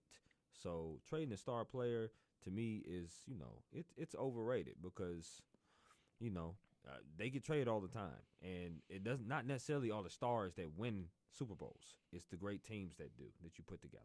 So that's just me. I'm going to disagree here and go underrated. The prime example is what happened in Minnesota. They traded away Stephon Diggs. Yes, they have not been winning, but is Justin Jefferson that much worse right now than Stephon Diggs? No. So you replace him with a pick that you didn't even get from the Bills that you're going to be getting, or actually, that was the pick that you actually replaced him with. So you replaced him, got the salary cap off, and you get the extra second-round pick. To me, that is exactly what you want. Jamal Adams was a great trade for the Jets. Listen, you can replace a safety. You can replace a wide receiver. In the NBA, it's different. You need the top 3 picks, and those are about the only ones that are worth anything. The NFL, the first 32 are all almost equally worth something. So for me, it's underrated. I think it's underrated. Because you look at a situation like the Texans trading away, D-Hop. That's a different situation. They got him for a bag of jelly beans. Okay. Most teams don't do that. No, they don't. But I think NFL, a lot of times we don't look at trades like that because it is so much more of a team. Like one guy, not necessarily, unless it's the quarterback or a position sort of like that, They're not enough to switch up the whole, winning percentages of a team alone. It's got to be a collective team thing. But they still make a huge impact if you trade for a superstar. All right, last one. Turnover-worthy plays by quarterbacks. Turnover. What do you mean by that? Like, so PFF grades these quarterbacks by what should have been an interception, but really was dropped. oh yeah, overrated. Yeah, okay. Yeah. Are we all on the same page with that? Overrated. Okay, we'll just move on then. We need to move on. Yeah. All right, top what? Chris, what does the Post-it note say? That thing says 9 out of 18. That's 50%. I did the math. I got it. I got it in my head before you. So, yeah. All right. Are we ready for top what? I'm ready. Okay. So, in case you are not familiar with the segment, I'm going to give these guys a player in a statistical category. They guess if it's top 3, top 5, top 10, or top nothing. Anything outside the top 10 is top nothing. All right. Number 1. Dikembe Mutombo in offensive rebounds in a career. Oh. Offensive rebounds. I'm going to say top 10. Yeah, I think I'm going to go top 10. Both top 10. Yeah. Both incorrect. He is Oh. top nothing. What? He is Top number nothing. 12. Oh. Okay. He played 16 years, so it was a long time. So I was like, man, he played till 08, I believe. So, man. Yeah. Okay. Do you want to know the number 1 is? And it is not even close. Guess. Is it Bill Russell? Incorrect. Michael Cage? What do you think? Olajuwon Hakeem? It is by a margin of almost 2,000. Moses Malone. Whoa. 6,700 offensive rebounds. That is in the NBA. And number 2 is Robert Parrish at 4,500. That is- Paris played 20-plus years. Yes. Wow. That tells you he's probably the best rebounder of all time. I mean, that's an insane stat. Yes, Moses is big time. Yes. And also, that's also only NBA. He played in the ABA as well. He did. Incredible. Couldn't think of that name. Moses. All right, number 2. Speaking of the man, Bill Russell in minutes per game in a single season. Top 3, top 5, top 10, or top nothing? Top 5. I'm going to go top 3. He's a man that was on the court quite a bit. Right. He is top nothing. What? He is number 18. Oh, my. So the same player dominates 1 through 7. What was I want to hear the number 1. That's crazy. It's Wilt Chamberlain. Yeah. 1 through 7 in minutes per game each season. He is 1 through 7 at 48, 47, 46 minutes, spanning the 1 through 7 there. Wow, that's pretty neat. You and number 2 in NBA leader is Tiny Archibald. Really? Yep. From 72 to 73, he averaged 46.01. Wow. That's something. And then you got lonely Bill Russell all the way down at 18. Right, he must have had like 38, 37 minutes or something. 45. 45. Yeah, they're all separated by this much. I mean, By barely. man. Huh, okay. Let's Yeah. hit that number 3 then. Well, back. All right, number 3. Kareem Abdul-Jabbar in blocks in a single season. All right, bro. If this ain't top 5, because I remember him being a beast on the Bucks, for real. So I think this top 5. You dig? Top 3. Top nothing. Oh. 0 of 3 for both of you. I can't believe it. He is That's crazy. or actually excuse me. He is top 10. He's number 10 exactly. Okay, number 10. He's just in there. But yeah, he is number 10. Do we want to know who number 1 is? If I'm taking a guess for blocks in So the season, Kareem was number 10 Mhm. in a single season at 338. Who do you think number 1 is? number 1 I would think is Bill Russell. Do you want a hint? It's not Bill Russell. Okay, hint. He played from 84 to 85 in this year. That gives you a time span. 84, 85. Clearly a center. I would say Elijah one. No. No. He didn't play that early. You said 84, 85? Yeah.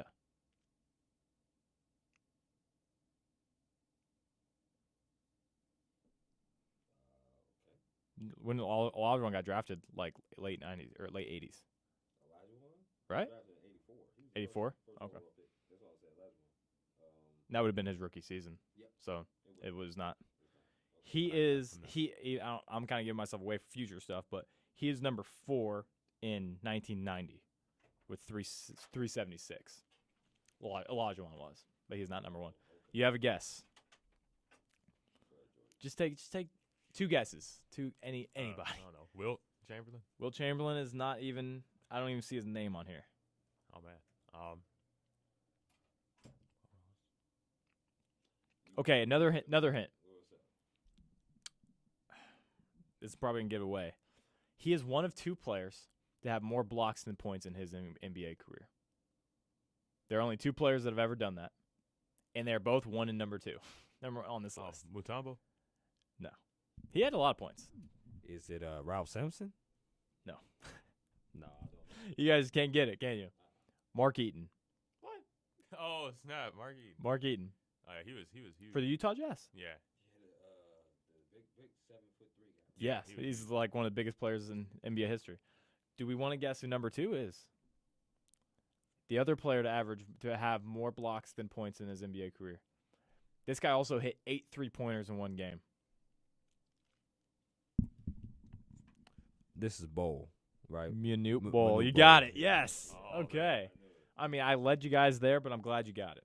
I'm glad you got it. I knew that one. So you want to know the gap between 1 and 2? Mark Eaton in 84 to 85 blocked 456 shots, and at number 2 was Manute Bol with 397. Wow, that's quite a difference.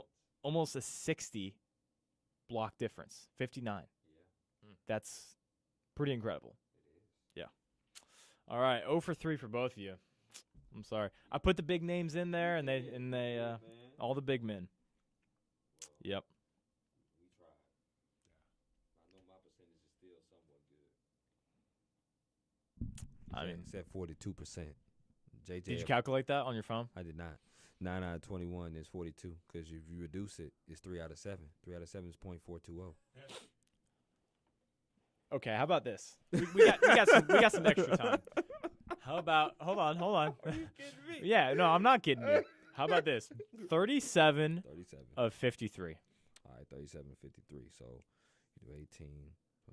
9 over 13 is 69%. So 37 to 53.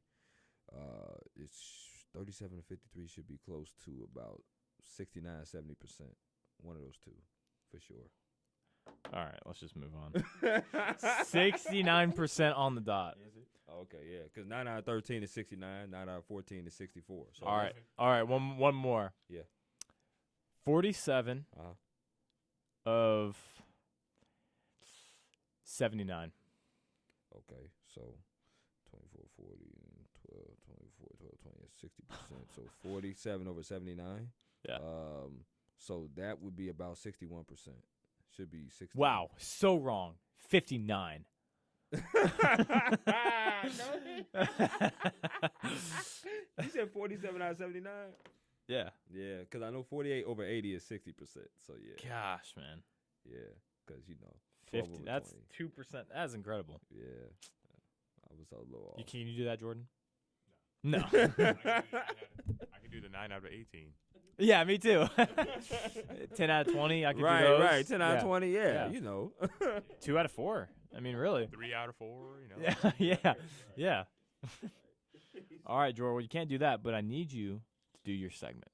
Coaching Spotlight, baby. Take it Coach's away. Spotlight. I don't have too much for you today, but I'm going to go ahead and talk on my favorite team, the Indiana Pacers.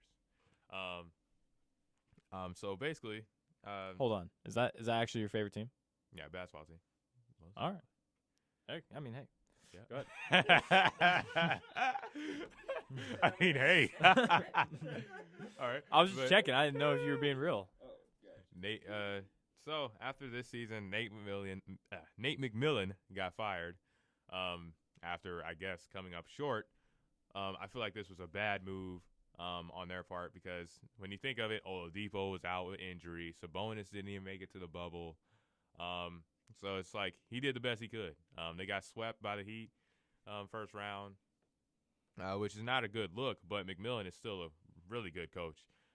So Nate McMillan has headed down here to Atlanta. He's now an assistant coach on the Atlanta Hawks. I think this is a great move for the Atlanta Hawks. And Indiana replaced Nate McMillan with another Nate. I think it's Bajorkin or Jorkin. He may not pronounce the B. Forgive me for the name. But yeah, so I think Nate McMillan, he's great, defensive-minded coach. I think this will really help out in Atlanta because, as we all know, Trae Young is not a good defender at all. So I think that will help out a lot with Lloyd Pierce being a coach. I saw a lot of holes in his coaching last year and plays being run last year. So I think also Nate McMillan has already coached Jeff Teague. So I think that'll work out as well because Jeff Teague was in Indiana back when Nate McMillan was coach as well. So I think with a young team like this, he's the type of guy you would want in this environment. And I also like to do like a NBA wrap-up as we're preparing to head into the season next week. So far we got we don't know if Harden will head to the Brooklyn Nets, but it seems like we want a lot of repeats of history. We got Mike D'Antoni and Steve Nash and Amari Stoudemire. They're back together again, and we may see James Harden paired up with Mike D'Antoni again. We also see Mike D'Antoni. Hold on, I was about to say something else. Daryl Morey with the 76ers. Yeah, Daryl Morey with the Sixers. He might want James Harden. Yeah. So we're seeing guys who just can't let go of James Harden from the Rockets. I mean, would you?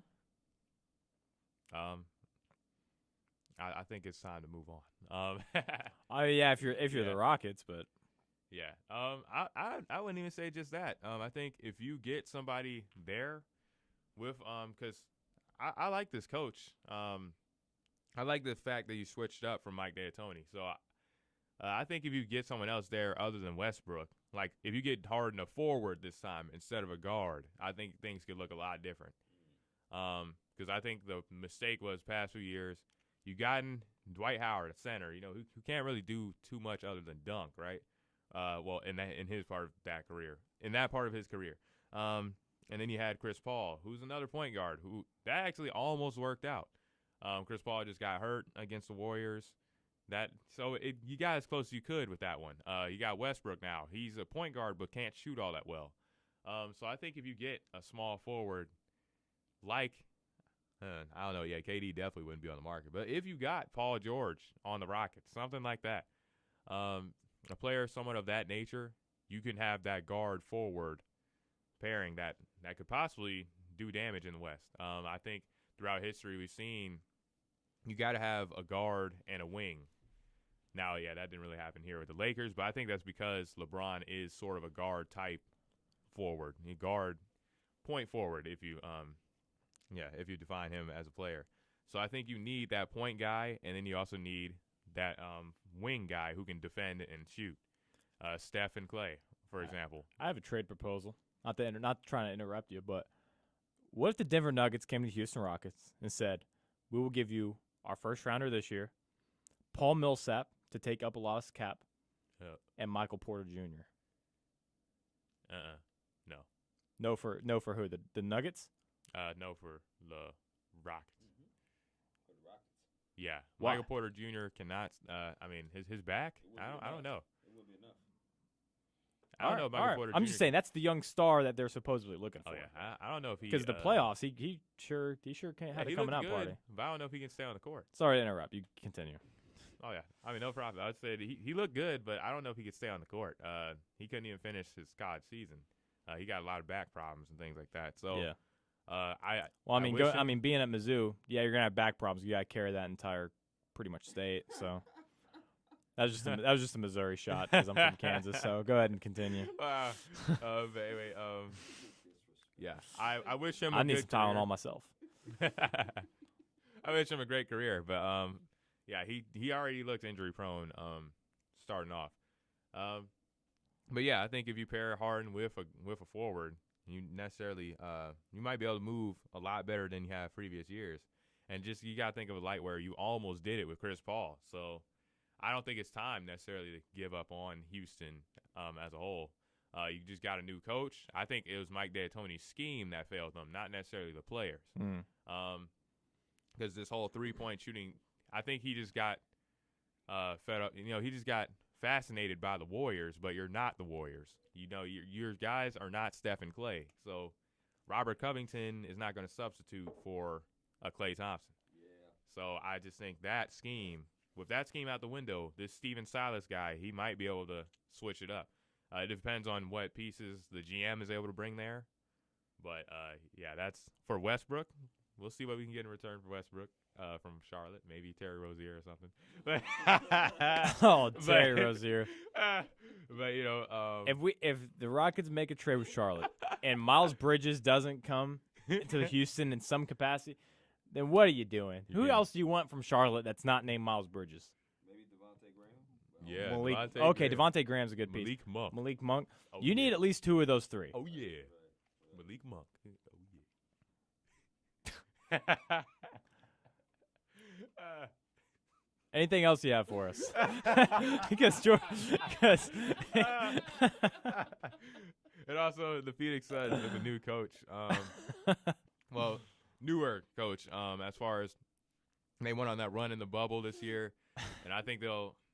Now, yeah, I don't know if they will make the playoffs, but they have a better shot than they have. They better. Past few years. Yeah. I don't know because now, you know, like we said, the Timberwolves have that pick. Yeah. We also got New Orleans Pelicans. They might have a full season with Zion. We don't know. And then we also have guys. Well, yeah, the Portland Trailblazers. They'll make some noise with. I guess they have Robert Covington now. So. Now they have a third guy to go along with McCollum. I mean, they're always a threat to make the eighth seed or something like that. So we'll figure that out. But as far as the Suns go, I think this coach he might be the one. I know the Suns fire a lot of coaches over the past few years. So yeah, hopefully they make the playoffs, and that will do it for Coach Spotlight. All right, baby. It's your boy CD, a.k.a. Chris Drummond. We on the mic. This is California Love Hate segment, where we show love, but we also show a lot of hate. First, we're going to show some love, though. I want to show some love to my USC Trojans, baby. Another comeback win over those Arizona Wildcats. Yeah, we beat them 34-30. Yeah, we was the favorite team in that, but guess what? We don't deal with spreads. We deal with dubs. We 2-0 in the Pac-12, and we moving on to the next week. You'll have to deal with the College Football Playoff Committee. Well, that's fine. That's fine. When we go undefeated, that's good. You know what I'm saying? Oh, gosh. You dig? Don't So, USC, stop it. Don't I'm hate like that. Don't hate like that. So, listen, USC first had to show them love. Got to also show some love to the Bruins. I'm not really a huge Bruins fan, but they did beat another California team, which was Cal. And those two teams had to match up against each other because their opposing teams that they were going to play had some COVID problems. But so UCLA beat that team 34-10, and they got their dub of the season. Now, here's a little bit of hate when it comes to college football. Stanford, come on, man. Y'all lost to Colorado. Again, Colorado ain't no football team. They ain't been great in football since Cordell Stewart. Okay, and that's a long time ago. Yeah, it's a long time ago, man. So let me tell y'all something. Y'all got to get it together. David Shaw is one of the best coaches there. He's the head coach of Stanford football, but y'all got to get it together. You gave up 35 points. You lost your home opener. That's never a good thing. We're going to switch sports, though, and talk about the NFL, talk about my California love teams. We're going to start off with San Francisco.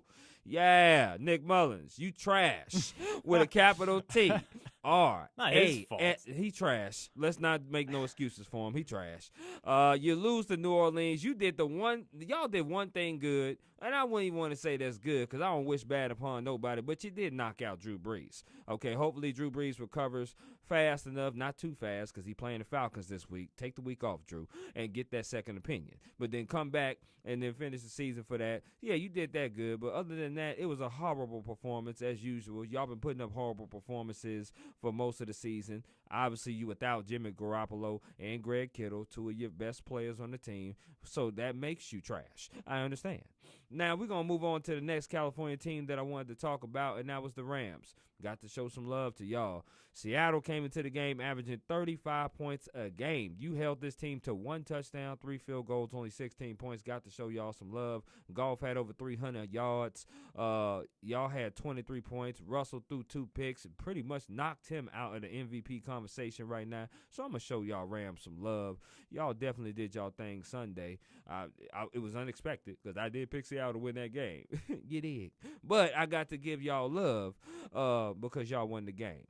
Now, next up, we're going to talk about my L.A. Chargers.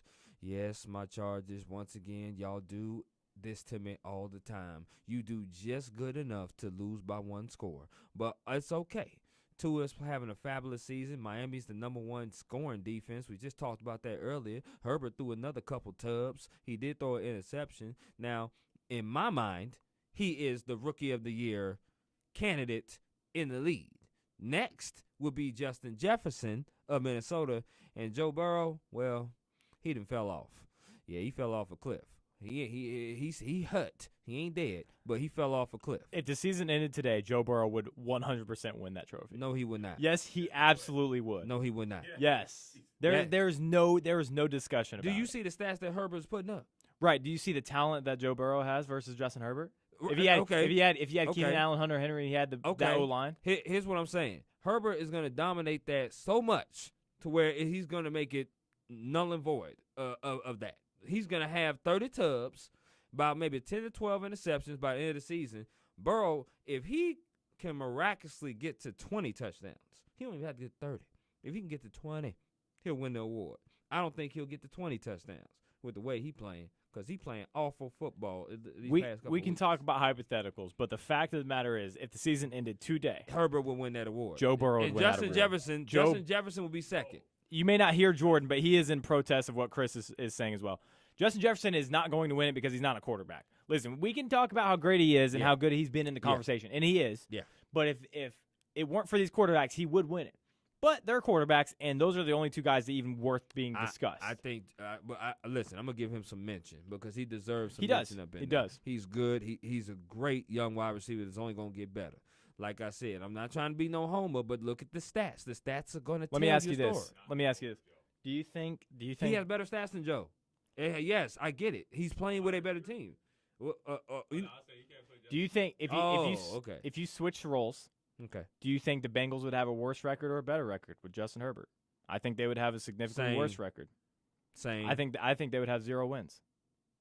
0 wins. Because all their wins have been by 1-score games, and Justin Herbert hasn't shown me that he can win those 1-score games. Okay, I can respect that opinion. I would say the same. If you put Burrow on the Chargers, I would say that the Chargers may have maybe 1 more win. One or two, maybe. But I do think. So I feel like that tells you a lot. It does. It does.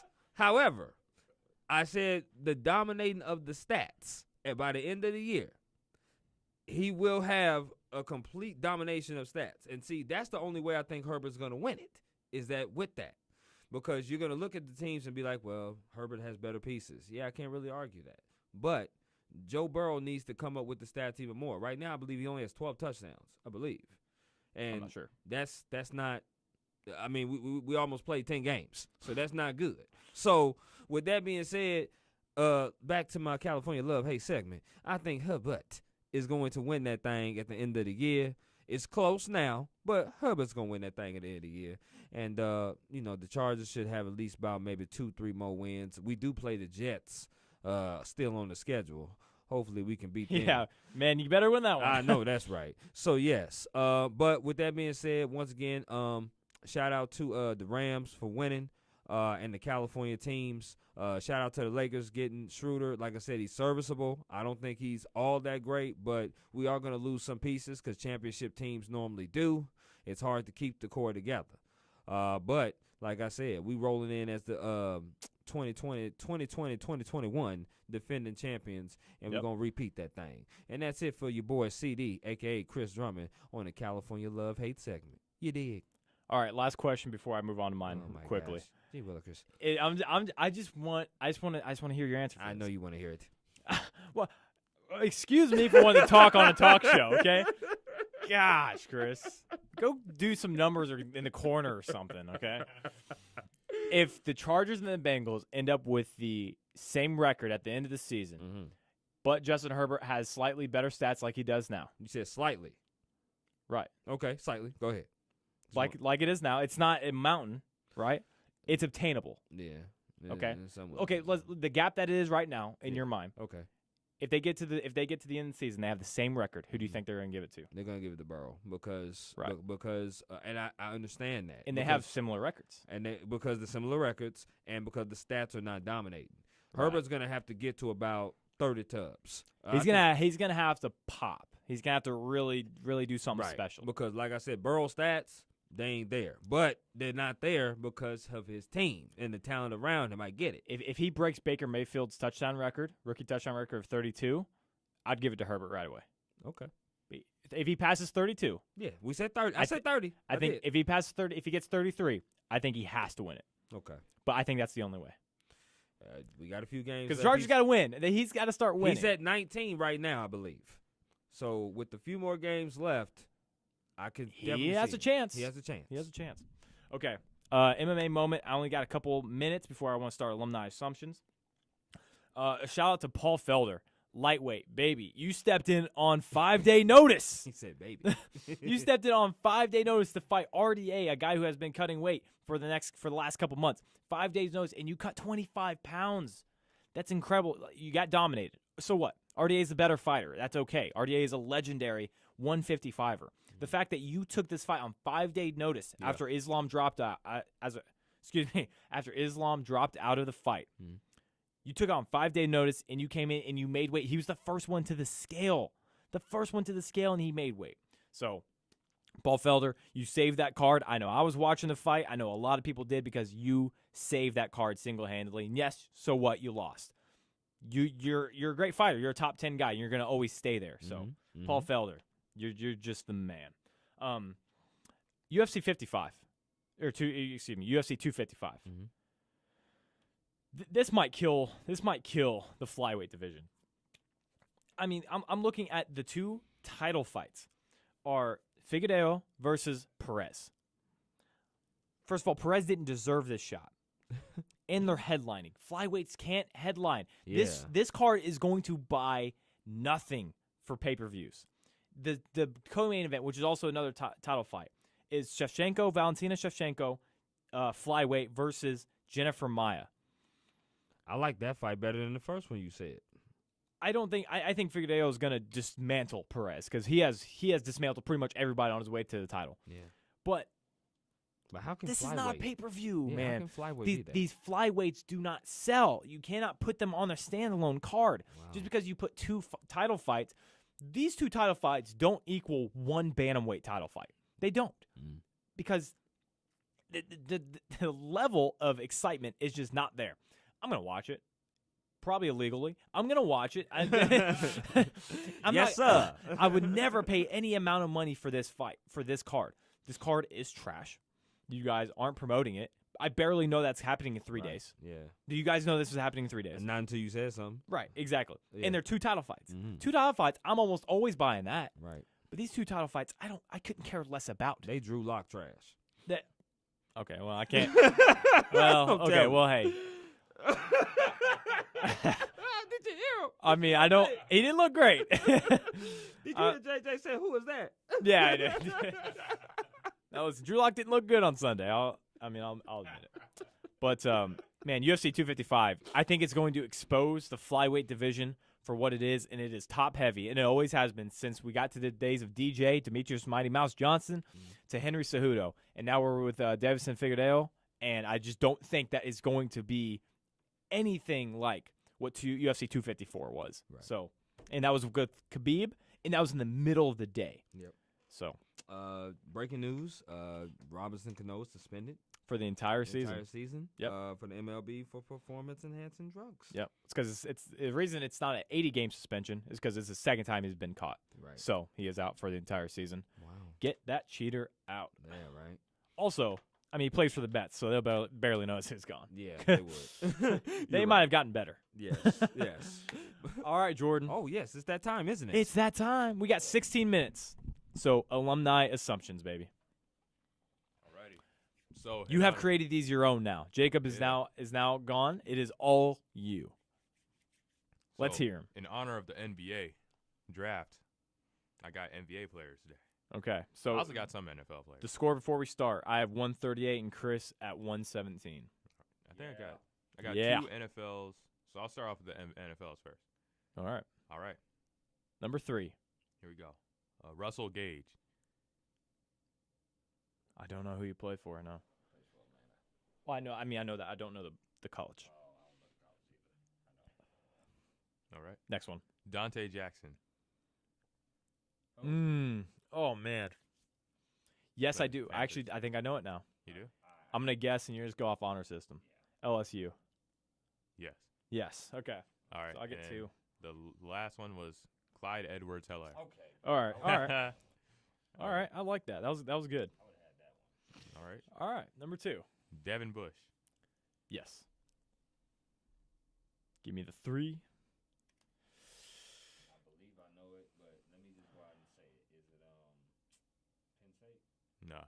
No, man. Dang. I don't. Listen, you're close. You're very close. Not geography wise, but you're close. Just Devin Bush. I know that name sounds familiar. Ain't he a linebacker for Pittsburgh? yes, he tore his ACL this year. ACL, right? Yeah. Illinois? Nah.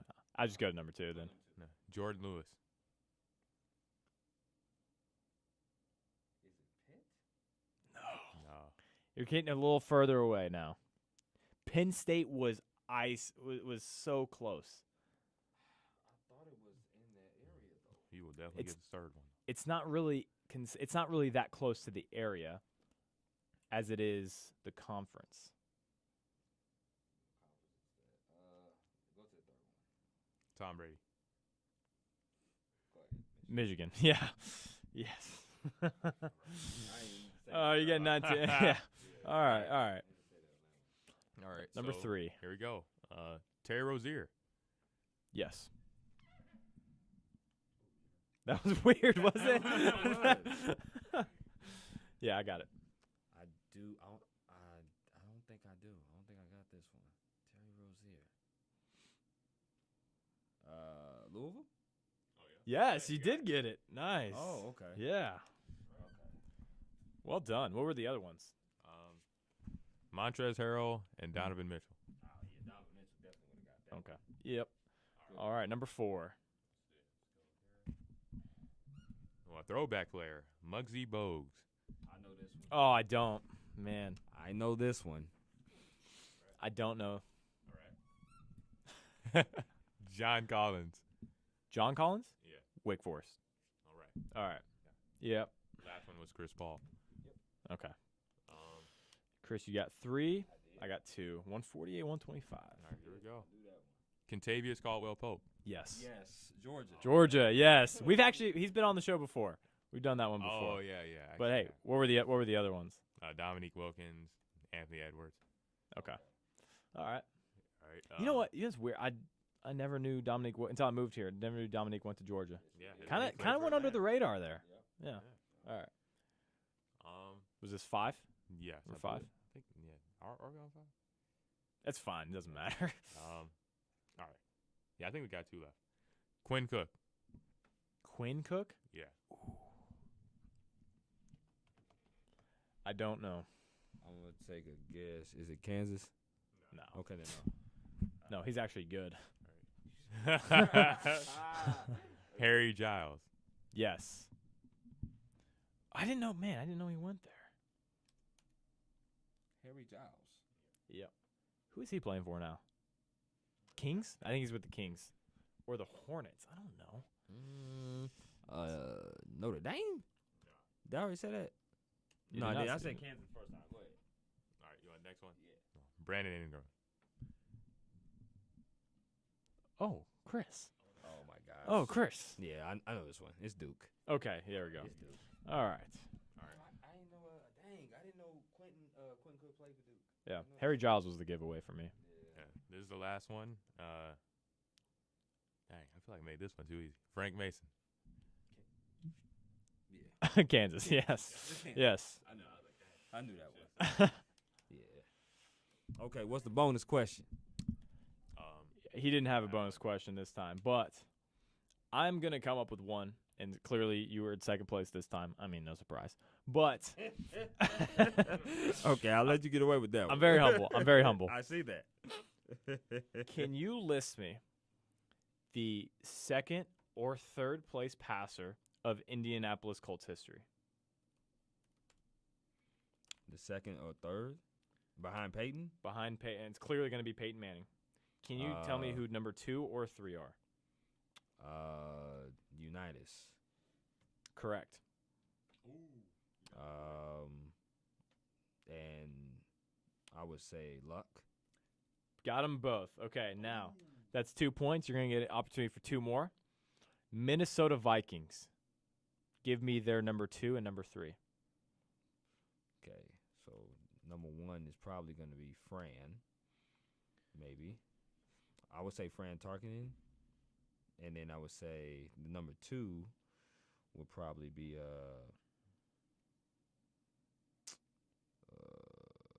let's say Dante Culpepper. He is number 3. So he's number 3. Yes, but you got it. You got one of the 2. Okay. So you got 3 points.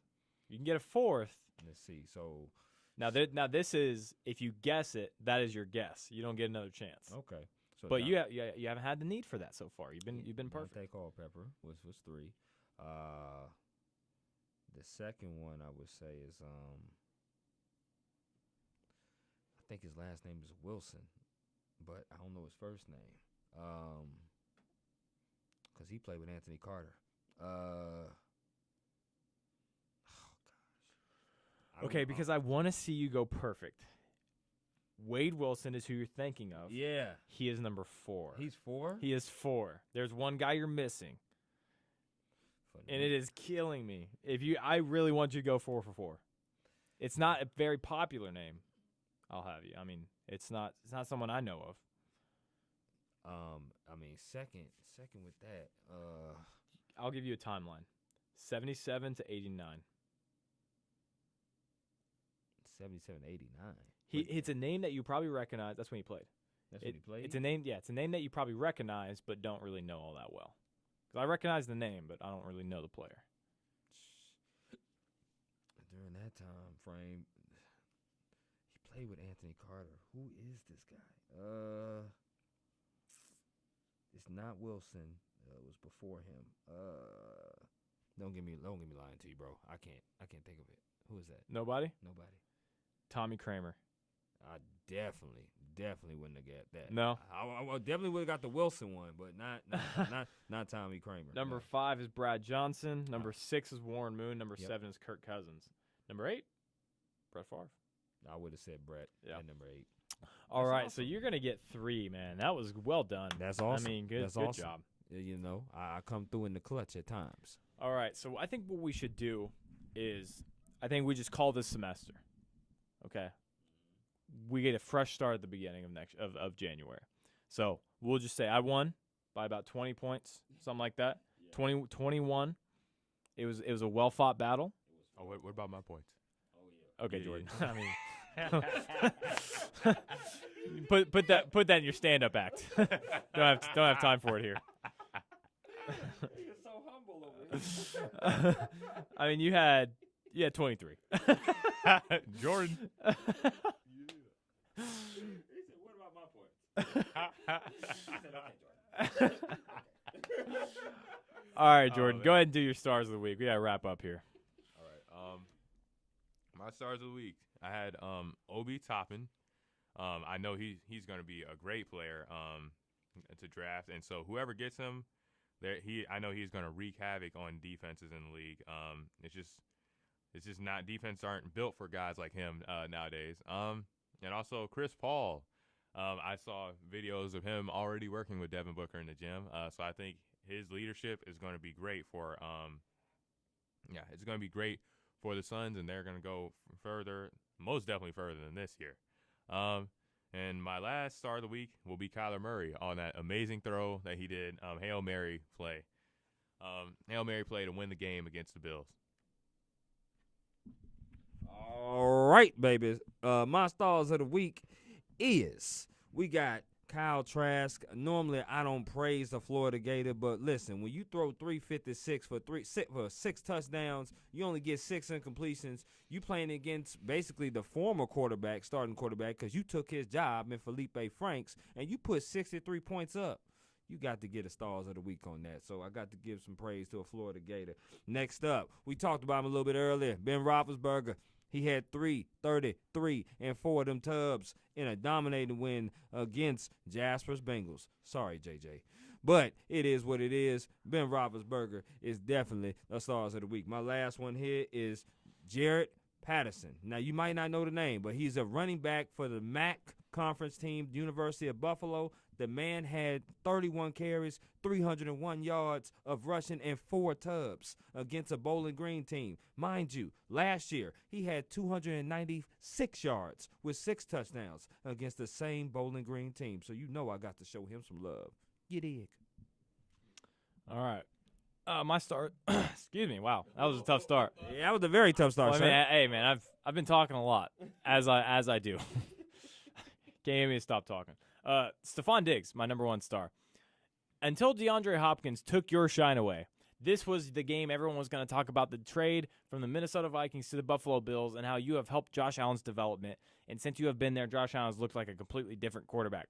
Stephon Diggs, in my eyes, I think you're the 5th best receiver. I only put Michael Thomas number 5 because I felt like I had to production-wise, but I think you're a better receiver than him. I think you're a top 5 guy, and I think you are absolute stud that has really put this Buffalo Bills team into the elite teams in the AFC. Yeah. Number 2, whatever the Warriors do tonight, whether they pick the guy at number 2 or whether they trade the pick at number 2, because either way, that number 2 pick is going to be part of history, because I believe if they trade it and they go all in on somebody, we're going to say, oh, James Wiseman was the one they traded away in order to win another 2 or 3 titles or something like that. And if they take James Wiseman, that's the future of the new Golden State Warriors. Once Steph and Clay hand the torch off to them within, maybe say 4 or 5 years. So whoever the Warriors take, if they take anybody at number 2, you're going to be part of history, and there's going to be history books, and you're going to be definitely a part of it. So I have whoever they take or they trade for tonight. And number 3, the biggest star of the week, overshadows everyone's star, Alex Smith. Coming back, his first NFL start, and guess what? It is his first time throwing for over 400 yards. He played well. He played very well. He was definitely not the reason that the Washington football team lost that game. Their defense just certainly could not hold up. That's usually not something that happens on that team. Right. But Alex Smith played his heart out, man. And it was his first time starting under center after the horrific leg injury that he had suffered. And he played amazing. And I really think with Alex Smith at the helm, this is the best team in the NFC East, and that says absolutely nothing. It does, right? So it says absolutely nothing. But I think that they would be my favorite to win the NFC East right now. Am I confident? No, not at all. I'm gonna go with the G-men. Yeah, the Daniel Jones looked pretty good the past couple games. I have to admit myself, but Alex Smith is the star of the week. All right. That's it for us in 2020, guys. That's a wrap, baby. We're kissing this year goodbye. You guys are going to hear from us back in 2021 in January. Jordan Griffitt, Chris Drummond, Jordan Jasper. Yeah. Guys, get a log off here. Oh, yeah. Knock them finals out, y'all. Yes, sir. Some All schoolwork. right, guys. Y'all be easy. See y'all in 2021. All right, that'll be it for us here on The Swoop. Jordan Griffitt, Chris Drummond, Jordan Jasper.